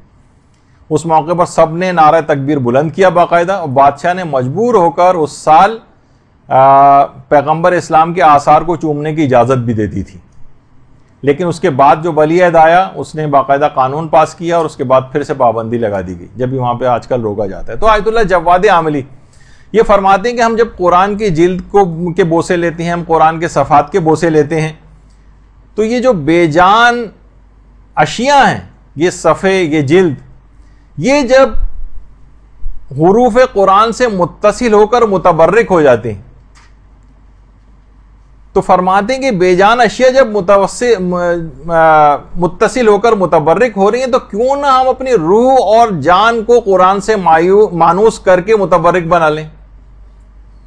ہم بھی تو اپنی روح کو متبرک بنا سکتے ہیں، ہم بھی تو اپنی جان کو متبرک بنا سکتے ہیں اگر قرآن کے احکام سے اپنے آپ کو متصل کر لیں۔ آپ بھی متبرک ہو سکتے ہیں۔ ہم سوچتے ہیں فقط یہ الفاظ جس صفحے کے اوپر یہ متبرک ہوا ہے، جلد متبرک ہوئی ہے، جزدان متبرک ہو گیا ہے، نہیں، اس طریقے سے بھی متبرک بنایا جا سکتا۔ تو خاص طور پر یہ جو تلاوت ہے، اس رات کو خاص طور پر تلاوت کرنی ہے، اور اب قرآن کو کچھ کچھ اہمیت دی جانے لگی ہے. مساجد کے اندر بھی قرآن کے حوالے سے پروگرام ہونے لگے ہیں. ایران میں تو پہلے سے ہوتے آ رہے ہیں لیکن ہمارے ہاں بھی اب ماشاءاللہ سے شروع ہو گئے ہیں. اور خاص طور پر قرآن کے حوالے سے مرحومین کو اس رات ضرور یاد رکھا جائے، بلکہ کوشش کریں کہ جتنے بھی اعمال شب قدر جب آپ انجام دینا شروع کریں گی تو اس میں تمام مرحومین کی بھی نیابت کی نیت کر لیں. تمام مرحومین کی نیابت کی، میں یہ ان کی طرف سے بھی تمام اعمال کو انجام دے رہی ہوں. دیکھیے یہ جو مرحومین ہو گئے، دیکھیے ایک تو حرموں میں ویسے بھی جو متصل حرموں میں جو ہے نا مختلف قبور ہیں، جہاں کے علماء کی قبور ہیں، اصحاب کی قبور ہیں، مختلف ائمہ کے حرموں میں نظر آتی ہیں. جیسے حرم معصومہ قم کے ایک تو اندر بھی ایک لحاظ سے قبرستان ہے جہاں خواتین کو کبھی کبھی جانے کی اجازت دیتے ہیں، کبھی نہیں دیتے ہیں، ان کی قبور تک. مختلف مراجع کی قبور بھی ہیں. تو حرم کے اندر بھی قبریں ہیں اور اس سے تھوڑا سا باہر نکل کر ہی دروازے کے باہر آیت اللہ بروجردی کی قبر بھی آپ نے دیکھی ہوگی جو لوگ وہاں گئے ہیں. اسی طریقے سے حرم امام رضا ہے، وہاں پر بھی بڑے بڑے علماء کی قبور ہیں، نجف میں بھی ہیں. تو معصومہ قوم کے حرم میں بھی قبور ہیں، اور حرم سے باہر جب نکل جاتے ہیں تو ایک قبرستان شیخان ہے جہاں کپڑے کی وغیرہ کی دکانیں ہیں، مارکیٹس وغیرہ بنی ہوئی ہیں. یہ انتہائی نورانی اور بابرکت مقام ہے. جس طریقے سے نجف میں علی آغا قاضی کی قبر پہ کوئی نہیں جاتا، اس طرح قبرستان شیخہ میں بھی لوگ سامنے سے گزرتے ہیں زائرین، وہیں سامنے ہوٹلوں میں رہائش پذیر ہیں لیکن قبرستان شیخان میں کبھی نہیں جاتے نظر آتے. اور کتنے بڑے بڑے علماء اور شہداء اور اصحاب امام اس قبرستان کے اندر دفن، بالکل متصل. زکریا ابن آدم 6، 7، 8ویں امام کے صحابی، اور امام خود کہتے تھے جس کو کوئی مسئلہ پیش آتا تھا کہ میں آ نہیں سکتا، کہا زکریا ابن آدم سے جا کر پوچھو. اور اس کے علاوہ زکریا ابن ادریس اور ابن قولویہ کی قبر بھی وہاں قریبی ہے، اس سے متصل ہی ہے. جواد ملکی تبریزی کی قبر وہاں پر ہے، کتنے جن کا بھی ذکر ہو رہا تھا. رہبر معظم بھی جب بھی جاتے ہیں جواد ملکی تبریزی کی قبر پہ ضرور جاتے ہیں. اس کے علاوہ مرحوم حید جی، یہ خود عرفاء میں سے ہیں. موت اختیاری کے حوالے سے ان کا واقعہ تھا جو کہ اب اتنا وقت نہیں ہے کہ اس کو پڑھا جائے. تو طالب علموں کے لحاظ سے اور جو زائرین ہیں اور مومنین کو اس قبرستان میں ضرور جانا چاہیے. تو اپنے تمام بلکہ کہا جاتا ہے کہ یہ جو معصومہ قوم کا جو حرم ہے اس سے جو متصل جو قبریں ہیں وہ اس کے بعد پورے قم میں قبرستان شیخاں سے بڑھ کر کوئی بھی بابرکت مقام نہیں. یعنی معصومہ کے حرم کے علاوہ جو سب سے بابرکت مقام قم کے اندر ہے وہ قبرستان شیخان. تو آپ خود سوچیں کہ یہ کتنا لیکن لوگ عام طور پر نہیں جاتے ہیں وہاں پر. اسی طریقے سے امام رضا کے روضے کے احاطے میں بھی شیخ حسن علی نخودکی اصفہانی کی قبر بھی. اتنے بڑے مقام کو حاصل کرنے کے بعد بھی آج بھی شیخ حسن علی نخودکی اصفہانی، یعنی ویسے تمام مرحومین کا یہ سلسلہ ہے، وہ اب بھی تلاوت قرآن کے ثواب کو ہدیے کے طور پر فرمائش کرتے ہیں. باقاعدہ فرمائش کہ تلاوت قرآن کا ہدیہ ان کو کیا جائے. تو اس رات کو ان کو کیسے فراموش کیا جائے گا. کربلائی رضا کرمانی جو کہ اس زمانے میں آستان قدس رضوی کے مؤذن تھے، کہہ رہے ہیں کہ میں شیخ کی وفات کے بعد، شیخ حسن علی نخودکی کی وفات کے بعد روزانہ بین الطلوعین ان کی قبر پر فاتحہ خوانی کے لیے جاتا تھا. کہہ رہے ہیں ایک دن میں نے خواب میں دیکھا کہ شیخ خواب میں آئے ہیں میرے اور آ کر کہہ رہے ہیں کہ تم روزانہ میری قبر پر فاتحہ خوانی کے لیے آتے ہو لیکن تم میرے لیے سورہ یاسین اور سورہ طٰہٰ کیوں نہیں پڑھتے ہو. سورہ یاسین اور سورہ طٰہٰ. شیخ حسن علی جیسا عارف کامل وہ فرمائش کر رہا ہے 2 سوروں کی. یعنی اتنے بابرکت سورے ہیں یہ، مرحومین کو اتنا فائدہ پہنچانے والے ہیں کہ سورہ فاتحہ کے ثواب ملنے کے باوجود بھی فرمائش کر رہے ہیں کہ تم یہ 2 سورے کیوں نہیں پڑھتے ہو. کہہ رہے ہیں اس جملے کو شیخ حسن علی نے خواب میں 3 مرتبہ جو اسی جملے کی تکرار کی. تو میں نے کہا کہ انشاءاللہ میں ضرور پڑھوں گا. کہہ رہے ہیں میں بیدار ہوا تو ایک چیز دیکھ کر محسوس کر کے حیران رہ گیا کہ یہ دونوں سورے مجھے حفظ ہو چکے تھے. اللہم صلی علی محمد۔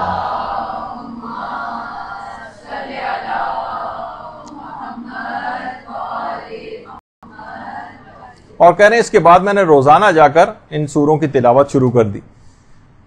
تو آپ نے دیکھا کہ بہرحال آج کی رات مرحومین اس طرح سے آپ کی تلاوت قرآن کے ثواب کا بھی انتظار کریں گے، اور یقیناً یہ دو سورے اگر پڑھنے کے بعد کسی کے پاس وقت ہو تو اس سورہ یاسین اور سورہ طٰہٰ کو اپنے مرحومین کے لیے ضرور تلاوت کریں۔ دیکھیے عبادات میں بہرحال محنت تو کرنی، آپ سوچ رہے ہوں گے کہ کتنے زیادہ تو یہ چیزیں آتی جا رہی ہیں، اس کا وقت اتنا کہاں ہوگا، اللہ انشاءاللہ برکت اس میں پیدا کرے گا، وقت بھی نکلے گا۔ تو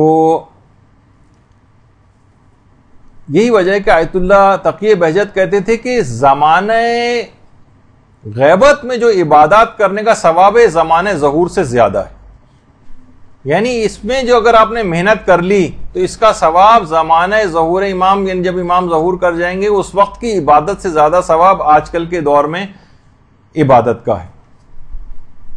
اچھا، اس رات کے لیے پیغمبر تو کہہ ہی چکے ہیں کہ شب قدر میں کسی نے پوچھا پیغمبر سے کیا مانگے، تو آپ نے کہا تم صحت اور عافیت مانگو۔ صحت انسان کی نہیں ہوتی تو تمام عبادات کی انجام دہی سے بھی رہ جاتا ہے۔ تو علماء فرماتے ہیں خاص طور پر بیمار حضرات اس رات کو دعائے مشلول بیماری کے لیے ضرور پڑھیں، یا ان کے لواحقین یا ان کے جو گھر والے ہیں وہ اپنے بیماروں کے لیے دعائے مشلول، کہ اس میں اعظم اس کے اندر اس دعا کے اندر، اور یہ بہت مجرب ہے، تو بیماروں کے لیے علی الخصوص اگر کوئی دعائے مشلول پڑھے تو شب قدر کے اندر بہت فائدہ ہے۔ اچھا، ایک چیز اور بھی ہے، آج کل لوگ ایک چیز کی بہت زیادہ سوالات کرتے دیکھے جا رہے ہیں کہ دل کو ہمارے سکون نہیں ملتا ہے، دل سے جیسے سکون غائب ہو گیا، دل میں ہر وقت دھڑکے لگے رہتے ہیں، یعنی بظاہر لوگوں کے مالی حالات اچھے ہوئے لیکن سکون غارت ہو گیا ہے۔ تو حجت الاسلام صوفی وہ فرماتے ہیں کہ دل کے سکون اور آرام کے لیے، جس میں دل کی ظاہری بیماریاں بھی شامل ہیں، باطنی بیماریاں بھی شامل ہیں، اور سکون قلب کے لیے فرماتے ہیں اگر ہاتھ کو سینے پر رکھ کر انسان 3 مرتبہ کھڑے ہو کر اور 3 مرتبہ بیٹھ کر سورہ رات کی آیت نمبر 28 پڑھے، الذین آمنوا وتطمئن قلوبہم بذکر اللہ الا بذکر اللہ تطمئن القلوب، کہ اگر کوئی شخص اس آیت کو پڑھے کہ وہ لوگ جو ایمان لائے ہیں ان کے دلوں کو اللہ کے ذکر سے اطمینان ملتا ہے، اور آگاہ ہو جاؤ کہ اطمینان دلوں کو فقط اللہ کے ذکر سے ہی ملتا ہے۔ سورہ رات کی آیت نمبر 28 کو 3 مرتبہ سینے پر ہاتھ رکھ کر کھڑے ہو کر 3 مرتبہ اور 3 مرتبہ بیٹھ کر پڑھے تو جسم دل کی ظاہری اور باطنی بیماریوں کے لیے اور سکون قلب کے لیے بہت مجرب عمل ہے، یہ فرماتے ہیں۔ تو بیچ میں ذکر آ گیا، سوچا کہ لوگ بہت زیادہ آج کل پریشان ہیں کہ مالی حالات کے ٹھیک ہونے کے باوجود بھی۔ اچھا، اب ایک چیز اور علماء فرماتے ہیں کہ خاص طور پر نماز شب اس کو فراموش نہ کریں، جو اس کے پابند نہیں ہے نماز شب کو خاص طور پر نماز شب اس رات کو کوشش کریں کہ اس رات سے عہد کر لیں، جو شب قدر کا ایک بہت بڑا فائدہ آپ کو اٹھانا ہے نا کہ نماز شب روزانہ آپ پڑھیں گے، تو کوشش کریں ایک تو 11 رکعت والی نماز شب وہ شب قدر سے اس کا آغاز کر دیں، جو کہ بعد کی زندگی تک بھی اس کو جاری و ساری رکھیں۔ اچھا، اب مسئلہ ہے کہ باتیں ابھی پھر بہت تھیں، تقریباً میرے اعتبار آدھے گھنٹے کا تقریباً میرے لحاظ سے ابھی میٹر اور تھا کہ جو کہ کچھ اعمال اور بیان کرنا تھے، لیکن ظاہر شب قدر ایک ایسی عظیم اور بابرکت رات ہے کہ بہرحال اس کا جتنا بھی اس کا حق کبھی ادا ہو ہی نہیں سکتا ہے، تو کوشش یہ کریں کہ جتنے بھی اعمال بتائے گئے ہیں، بہت سے علماء یہ جملہ بھی کہتے ہیں کہ ہماری زندگی میں تبدیلی کیوں نہیں آتی، طالب علموں سے فرماتے ہیں کہ تبدیلی یوں نہیں آتی کہ پچھلی کلاس کا سبق جو ہے اس پر عمل تم نے نہیں کیا ہوتا، یعنی جو انسان جتنا حاصل کر لے اس پر عمل شروع کر دے تو خود بخود اس کے اندر تبدیلی آتی چلی جائے گی۔ ہمارے ساتھ یہ کہ جتنی بھی چیزیں بتائی گئی ہیں اس پر عمل کرنا شروع کر دیں، انشاءاللہ پھر اپنے نفس کے اندر بہت تبدیلیاں آپ کو نظر آئیں گی۔ یہ رات دعاؤں کی رات ہے، قبولیت کی رات ہے، کوشش کریں، گڑ گڑائیں کہ چشمہ قبولیت زمزم ہے جو قبولیت ہے اس کو بہرحال جاری ہونا ہی پڑتا ہے، دعاؤں کو ایڑیاں رگڑیں باقاعدہ اس رات کو، تو انشاءاللہ تمام اپنی دعاؤں کو بھی آپ قبول کروا لیں گے، اپنی زندگی کے اندر ایک ایسی پرماننٹ تبدیلی بھی لے کر آئیں گی کہ آئندہ زندگی میں انسان کوئی گناہ نہ کرے اور مکمل زندگی کو اطاعت الہی میں گزارے۔ باتیں بہت سی ہیں لیکن اب اتنا وقت نہیں کہ مزید آگے بڑھائیں۔ وصلی اللہ علی محمد و آلہ الطیبین الطاہرین۔